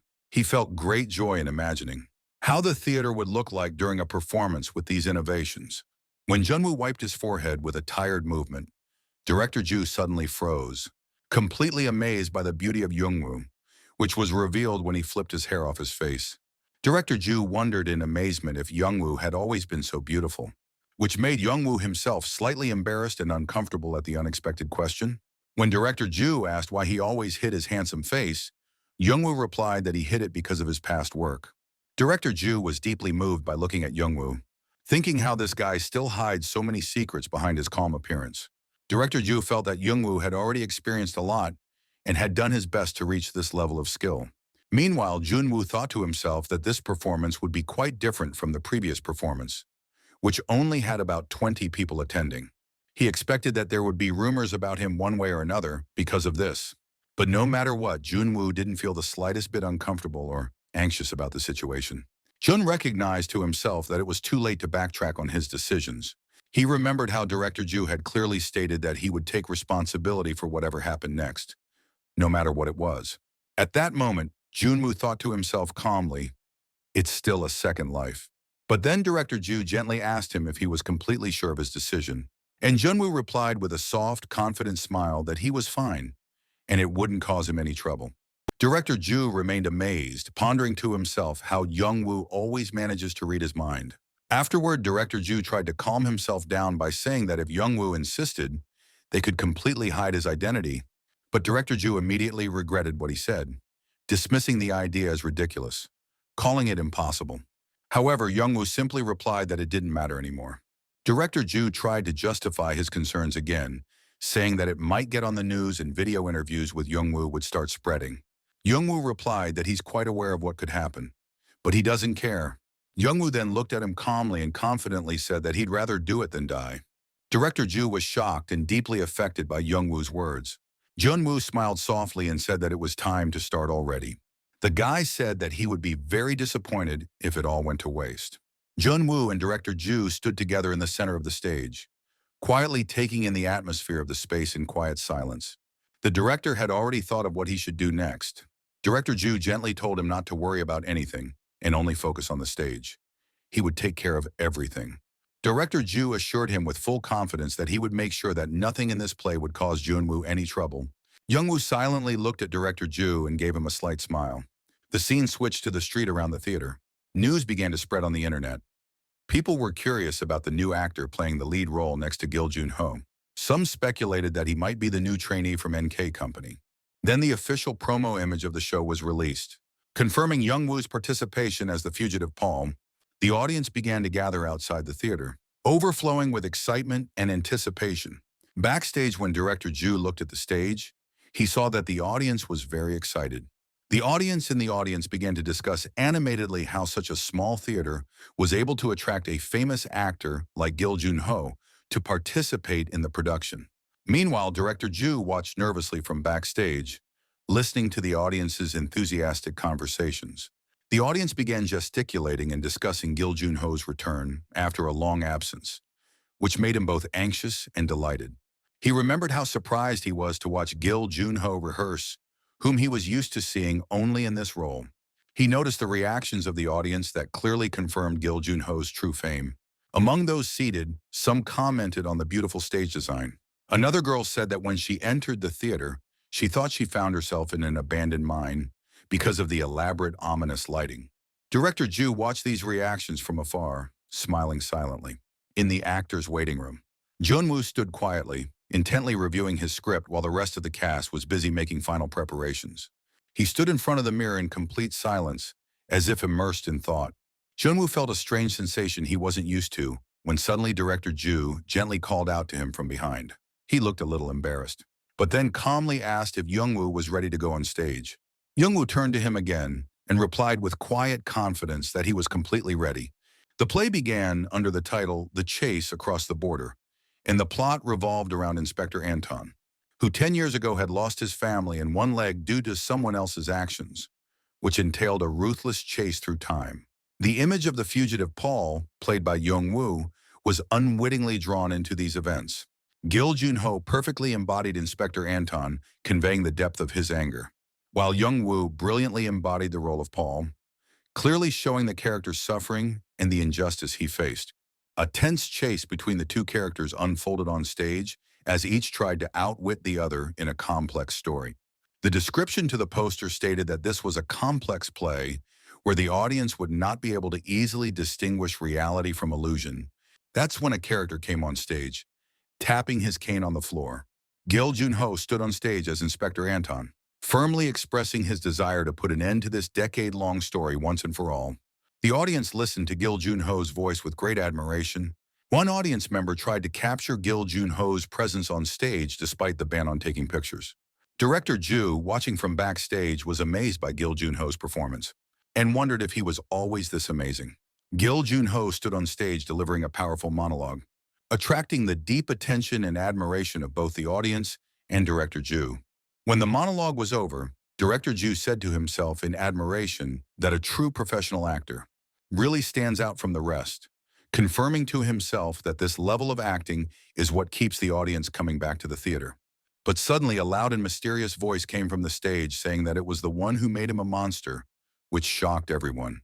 Junwoo appeared on stage with a cold and completely different expression, portraying a grown man who had been involved in murders for many years. Director Ju, watching, deeply doubted whether such a role was really suitable for a young boy. Nevertheless, Youngwoo calmly raised his head with great confidence, turned to Inspector Anton with a mysterious look, and asked if what he had done was really right, immediately attracting all eyes. From the beginning of the dialogue, no one in the audience saw Youngwoo as a 17-year-old boy anymore. The audience, along with the director and the crew, felt the tension, to the point of holding their breath. and couldn't take their eyes off Youngwoo for a second. At the peak of the scene, Gil Junho reappeared and shouted sharply, strongly at Youngwoo, that he could hide the evidence. But he couldn't hide himself. Gil Junho stepped forward toward Youngwoo, shouting that he couldn't help himself now and that it was time for him to stop playing innocent, causing Youngwoo to visibly retreat. Youngwoo cried out in obvious pain, screaming that he wasn't, grabbing his head with both hands in wild desperation, trying to defend himself, which left the audience in deep suspense. At that moment, Youngwoo smiled with a cold and calm expression, once again stating in an ominous and mysterious tone that he was indeed the wrong person and that he was tired of repeating the same phrase. The audience watched the scene with awestruck amazement. One audience member could only squeeze out the single word "wow" with pure admiration. On stage, Youngwoo and Gil Junho continued to perform with such intensity and conviction that everyone in the theater, including director Ju backstage, felt a chill with every word that Youngwoo spoke. Youngwoo's presence was so overbearing that the audience was completely oblivious to Gil Junho's presence despite his equally powerful performance. And it wasn't just the audience. Even the backstage crew, NK company representatives, and Gil Junho's own manager watched Youngwoo's performance with complete admiration. Youngwoo stood on the stage with a crazy and psychologically unstable smile, while everyone watching was in a state of complete shock. Finally, the curtain fell, signaling the end of the performance. The audience remained seated, completely amazed and astonished by Youngwoo's extraordinary performance. The audience continued to applaud enthusiastically after the end of the performance, standing up from their seats in admiration. Meanwhile, Gil Junho sat next to Youngwoo backstage, clearly showing deep emotion and admiration for what Youngwoo had shown on stage. At that moment, Gil Junho remembered how he had always felt immense pride in his acting skills. But now, for the first time, he felt ashamed of himself, ashamed of his pride and all the recognition after seeing Gigi's acting. In the audience, some women started talking about Youngwoo, asking his name and who he was. Gil Junho remained seated watching these reactions, and clearly realized that all eyes in the audience were solely focused on Youngwoo. It was then that Gil Junho felt that everything had changed for him, that this was the moment when he truly realized where the world's attention was directed. The scene is changing, and now the news of the revival of the main theater is being discussed. The top of the community posts are real-time comments. Gil Junho's absence is noted, a headline in the news feed about a rising monster star among the cast. The new theater legend is called Incomparable, surpassing Gil Junho himself. The scene changes and Guy hastily warns that the meat is burning on the grill. Ju asks about the result of the final performance. Another man praises the manager for a great job, to which he modestly rebuffs. Gil rebukes the director for skipping the party, considering it impolite. In response, he questions the politeness of canceling the shoot at the last minute. Ju finally turns his attention to the main character. The guy looks at the meat and wonders if it's possible that it's unpalatable. He is very sad. But suddenly his phone rings in his pocket. Some kind of work call. The man exclaims in despair that even with an urgent matter, it is too late to call. The actor picks up the phone call. He calmly confirms his understanding of the conversation, promises to look into the matter, and call his contact back later. Ju asks with obvious skepticism if an idol can be identified by dancing alone. The man is surprised to note that some people excel in theater without having any experience watching plays. The stranger turns to Ju. The boy shows up late to the party. He politely apologizes, explaining that he was warned about the event, but didn't expect to be so late. Ju asks, who is he and what is he doing here? The stranger introduces himself. He calls himself Yu Sang-jun and clarifies that he works for W Broadcasting, and talks about how he has a good offer for Ju. He looks up at the budding genius actor in the building. Ju seems shocked by what he hears. He immediately understands what this stranger needs. Ju rebukes his interlocutor for bothering him on an important matter at such an inappropriately late hour. The man tries to calm the interlocutor by offering to explain the situation. He mentions the development of a new program of incredibly large scale. Continuing the explanation, he emphasizes the extraordinary enormity of the project. It is stated that this scale has never been seen by most people before. The scene changes and we are back in some neighborhood of tall buildings. We see a door of some kind, and behind it sits a serious-looking man with papers in his hands. He's staring at them and studying the information. The logo for a new show called Actors Kingdom has been unveiled. The advertisement says that this show will be like a large-scale reality show to find talented actors from Korea and abroad. The terms of participation in the show have no restrictions on the age, gender, nationality, or previous acting experience of the candidates. The show is open to anyone who loves acting. A pre-selection is held before airing, and those who pass compete live on air. The key principle of the project is that the participants are evaluated solely on the basis of their acting skills, without other criteria. The program is built on the tournament principle. The main prize goes to one winner who will make it through all the tough competition. The program offers a huge cash prize and a role in a film by a top Korean director. These conditions look very impressive for the participants. However, the man notes that all the benefits described exist only superficially. He cynically speculates about the overabundance of aspiring actors. He thinks it is only fun when untalented contestants show up. He hears his work phone ringing and picks it up. The man introduces himself as Park Jung-gil during the phone call, but suddenly his eyes widen. The interlocutor respectfully addresses the chairman. He confidently asks not to be disturbed, promising full control over the situation of the project. The man brags about the experience of creating similar shows. He frankly compares the upcoming reality with the usual stage drama on the methods of work. The guy confidently declares a predetermined winner. He explicitly promises to ensure the victory of the interlocutor's son by any available means. The man affirms the willingness to manipulate the montage. He emphatically asks for complete trust, guaranteeing no problems with the outcome of the show. He hung up the phone and was relieved. He exhaled loudly. His eyes began to bounce around the room looking for something. The call came from Chairman Kang Gong of the Daemyeon conglomerate. As the head of a group with annual revenues in the tens of trillions of won, a project budget of over 200 billion won was announced. Most of the funds were raised from investors. The chairman's son, Kang Hyuk, was mentioned separately. The man directly states that the chairman's son is the main reason for the creation of this program.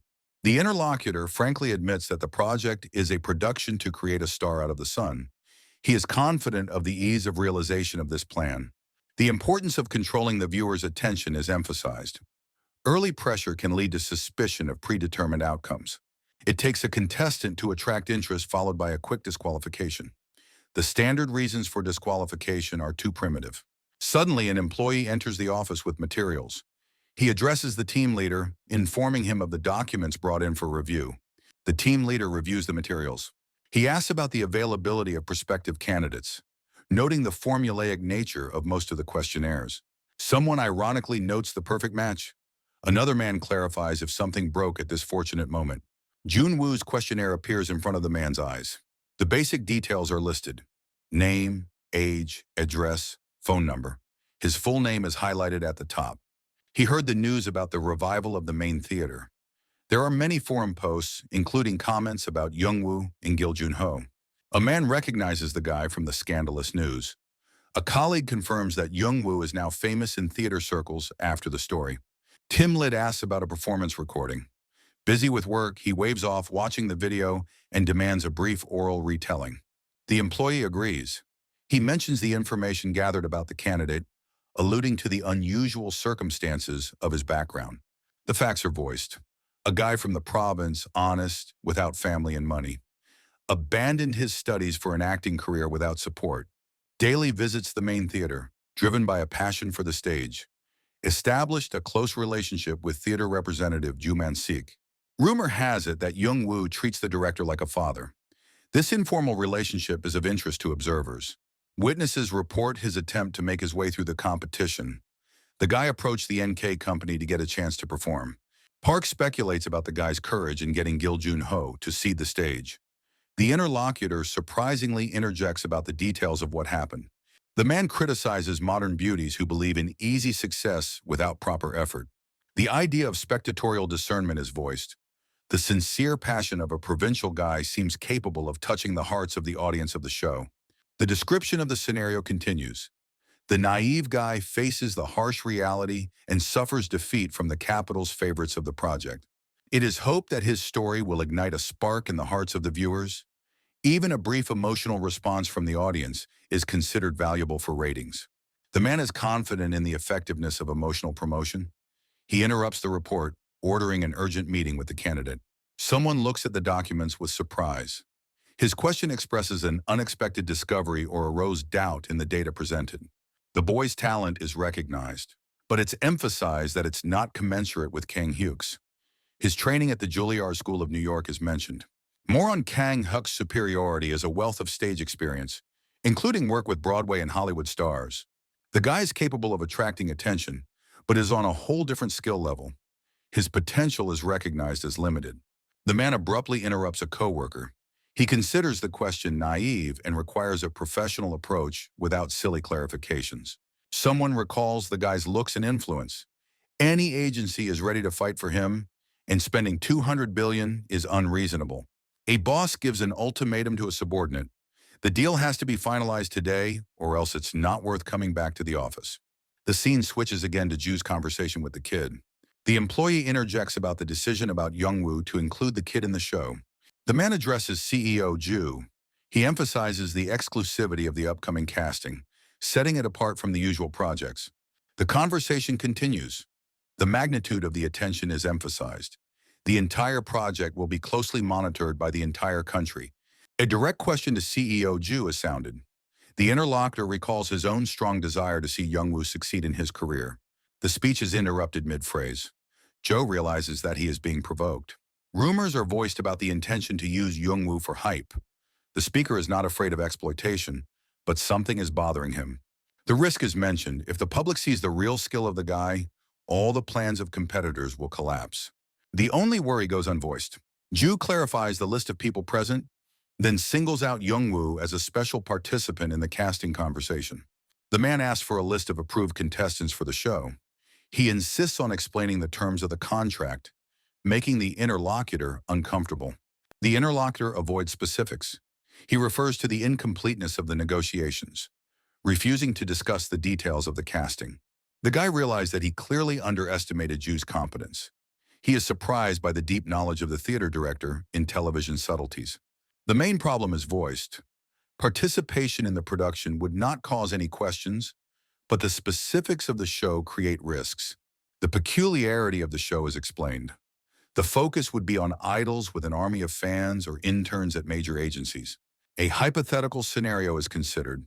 If the show airs even one scene with Youngwoo playing, disastrous consequences are predicted when talent is showcased, but the editing team is in control of the airing. Concerns are voiced that the producers will intentionally hide Youngwoo's talent with editing. This will devalue the whole project and its intentions. The conversation is interrupted by the word nevertheless. A unique chance is emphasized. The whole country will see Youngwoo play live. This is the main trump card of the proposal. Ju realizes that it's a very good offer in that respect. A key question arises. Will the guy himself agree to participate? The hesitant tone suggests a negative answer. CEO Ju calls his desire an ambition. He assumes that Youngwoo would not be interested in such a show format. The explanation is simple. The guy's approach to acting is fundamentally different. He is far from the standard paths. A contrast is presented. Youngwoo, next to the typical pretenders to popularity, looks out of place and strange. Ju still looks at the main character sitting in the building and realizes that this conversation probably won't work for him anyway. The manager apologizes for his busyness, indirectly linking it to the guy's business. His posture expresses fatigue. The guy reminisces about the show Actors Kingdom. Its global scope and international resonance is emphasized. A rumor is voiced about a possible winner. It will be the son of a very rich and influential family. Ju approaches the restaurant through the entrance. Jun asks the director about that office boy's send-off. The director is surprised at the covert surveillance of himself. Gigi notes that the guy took a lot of unnecessary trouble. The guy apologizes for the inconvenience. The principal grumpily agrees but is secretly pleased with his role. Joe interjects about the motives behind the question. He assumes that the decision has already been made and discussion is pointless. Continuing the dialogue, the manager clarifies about the guy's possible interest. His tone expresses genuine curiosity. Director Ju notes the uniqueness of the situation. This is the first time the guy himself has shown interest and attention, even though he had previously ignored it. A breakthrough in the dialogue. The guy suddenly declares his desire to participate in the project. His decision sounds firm and final. The manager reacts with obvious bewilderment. He interrogates about the suddenness of such a decision, not hiding his surprise. The guy explains the motive as simple curiosity. He wants to see if the situation has changed since past times. The manager interjects, doubting the seriousness of his intentions. Guy's direct question takes him by surprise. Does Ju really want to stop him? The manager spreads his hands. He admits that he won't interfere with the decision if the guy really wants to participate. The guy clarifies the size of the prize pool. The manager remembers about the 100 million, but doesn't understand the reason for the question. An unexpected proposal. The guy wants to give the winnings to the director. He sincerely does not understand the motive for such generosity. The explanation is simple. The guy knows about the difficulties in preparing the play. He wants to compensate the manager for the hassle. An extension of the thought is that the cramped space was not suitable for the audience. The guy recognizes the magnitude of the problem solved by the manager. Guy recognizes the underlying tension during the preparation. He tried not to show the difficulties but realized the magnitude of them. The manager ironically remarks on the impossibility of growth in this theater. Guy's level requires a move to a prestigious place. He sighs, recognizing the validity of the words. The manager calls the guy insufferable, but warns of the producer's dirty tricks. The prognosis is grim. No footage of the guy playing may ever air. The editing crew is in complete control of the show. Youngwoo lets the manager not overstretch himself. He doesn't care about the level of support in this risky project. The manager is puzzled and asks about motives. He clarifies if the guy really wants to win or if it's an experiment. And now GH remembers his former everyday life. When he used to watch a lot of TV, he remembered the actors everyone knew and respected for being on TV, and about how it was his little dream of an ordinary man. He came back to the present and smiled softly. Guy attributes the participation to a simple interest in the process. The manager notes his unusually serious attitude toward the project. The manager questions the compatibility of fun with fierce competition. He recalls the dirty methods of promotion in the show. Such a format seems to the manager alien to the guy. He allows spectacularity only at an equal level of participants. The importance of a level playing field is emphasized. The manager allows breaking the rules of the show if they interfere with self-actualization. He is not intimidated by the dirty tricks of the producers. Open casting allows participation without artificial restrictions. The guy directly asks about the plan to use him. The manager reacts with genuine surprise at the question. The manager's possible benefit is clarified. He resents the calculated framing of the question, denying self-interest. The guy insists that there is no ulterior motive. The manager reluctantly confirms the lack of personal interest. After a brief hesitation, a decision is made. The guy agrees to be the decoy in the producer's scenario. The manager is against the role of a pawn, but the guy is confident in his abilities as a provocateur and is ready to use this skill. The director is surprised. How is he good at this? And Junwoo turned around on the spot. He turned back and asked Ju, does it matter how he starts? The important thing is to take the first step. The scene changes to a huge task advertising a new show. People pay attention to it. The logo of the show, Actors Kingdom, A Star is Born, was along with the three main actors. Participants are crowding at the entrance to the pre-casting. The staff asks not to create a crush and directs the flow of people in the right direction. Someone instructs the guy before the performance. The advice sounds clear: to play as he memorized the text without improvisation. The man sighs, seeing his colleague's nervousness.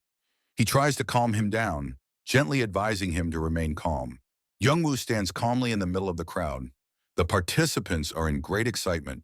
One dreams of making it to the main stage for the TV broadcast, and a friend encourages him. A guy is watching the set. His line states the busy, and business-like atmosphere at the casting call. The explanation of the selection format is improvisation as a way to quickly assess the many candidates in the preliminary stage. The screen shows two key categories for performance: role and situation. This is the basis for improvisation.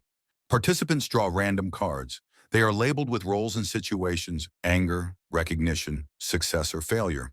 Participants are given a task: 1 minute of improvisation based on the keywords that are drawn. Example: fallen artist and recognition. Required to instantly create a character and emotion based on the words received. The ability to quickly build a scene is a key skill to pass. Depth of understanding and acting versatility are assessed. The high difficulty is due to the need for mass screening of participants. Youngwoo walks through the company office, very relaxed and chill. An employee meets a student participant. He points out the direction of travel, helping to orient himself in the room. At a production meeting, the main object of attention is identified. The director singles out a particular young participant for focus. The broadcast is about to begin. A promotion plan is worked out. After the premiere, the PR team will spin the kid's story before Kang Hyuk's debut. The manager introduces Youngwoo to the producers. He politely addresses them, giving the guy's full name for the official introduction. The producer greets Youngwoo warmly. His words express anticipation and familiarity with the background of the young actor's visit. The producer notes the guy's growing fame. He jokingly offers to take his autograph, showing ostentatious friendliness. The rest of the jury is just as curious about the protagonist. Someone invites Youngwoo into the office. A hand gesture indicates the need to go inside the room to talk. The producer tries to relieve the tension. He advises the guy to relax, repeating it several times for persuasiveness. But the GG quickly walks away, taking the arm of this office conductor guy off his shoulder. Youngwoo calmly states his condition. His short rejoinder states the lack of excitement in the current moment. The guy registers an internal dissonance. He notices the discrepancy between the expected and the actual atmosphere of the meeting. The producer in green is looking at our guy from his distant seat. He's looking very closely. The producer notes the mismatch in the image. The guy's appearance doesn't fit the expected role of a naive redneck. His presence exceeds the planned level. A powerful audience reaction to this contrast is predicted. The conductor notices the producer's intense gaze. His scrutinizing manner of observation bewilders his entourage. The monitor shows working materials. The title Han Young-woo Episode 1 tags in Kang Hyuk's name. The conductor starts yelling and asking for the monitor to be turned off quickly. Suddenly there's a tense silence in the room. No one dares utter a word after something like that. The conductor realizes he's screwed up a bit. The producer confusedly explains the topic of the meeting. His speech is directed at the protagonist. The purpose of the meeting is revealed, finding a way to showcase the guy's skills. Doubt is sounded about the original information. The image of the country boy does not match the real behavior. The producer explains the rules of the show. Even without talent, you can stay on the air by pleasing the management. The winner is determined by the taste of the bosses. At least ostentatious simplicity was expected. Instead, the guy questions his role in their script with a direct question about the main character. The producer is perplexed by the guy's behavior. He agreed to be a pawn, but now he's acting strange and indecisive, throwing off plans. He is looking for a solution. The atmosphere is suitable, but the image does not meet expectations.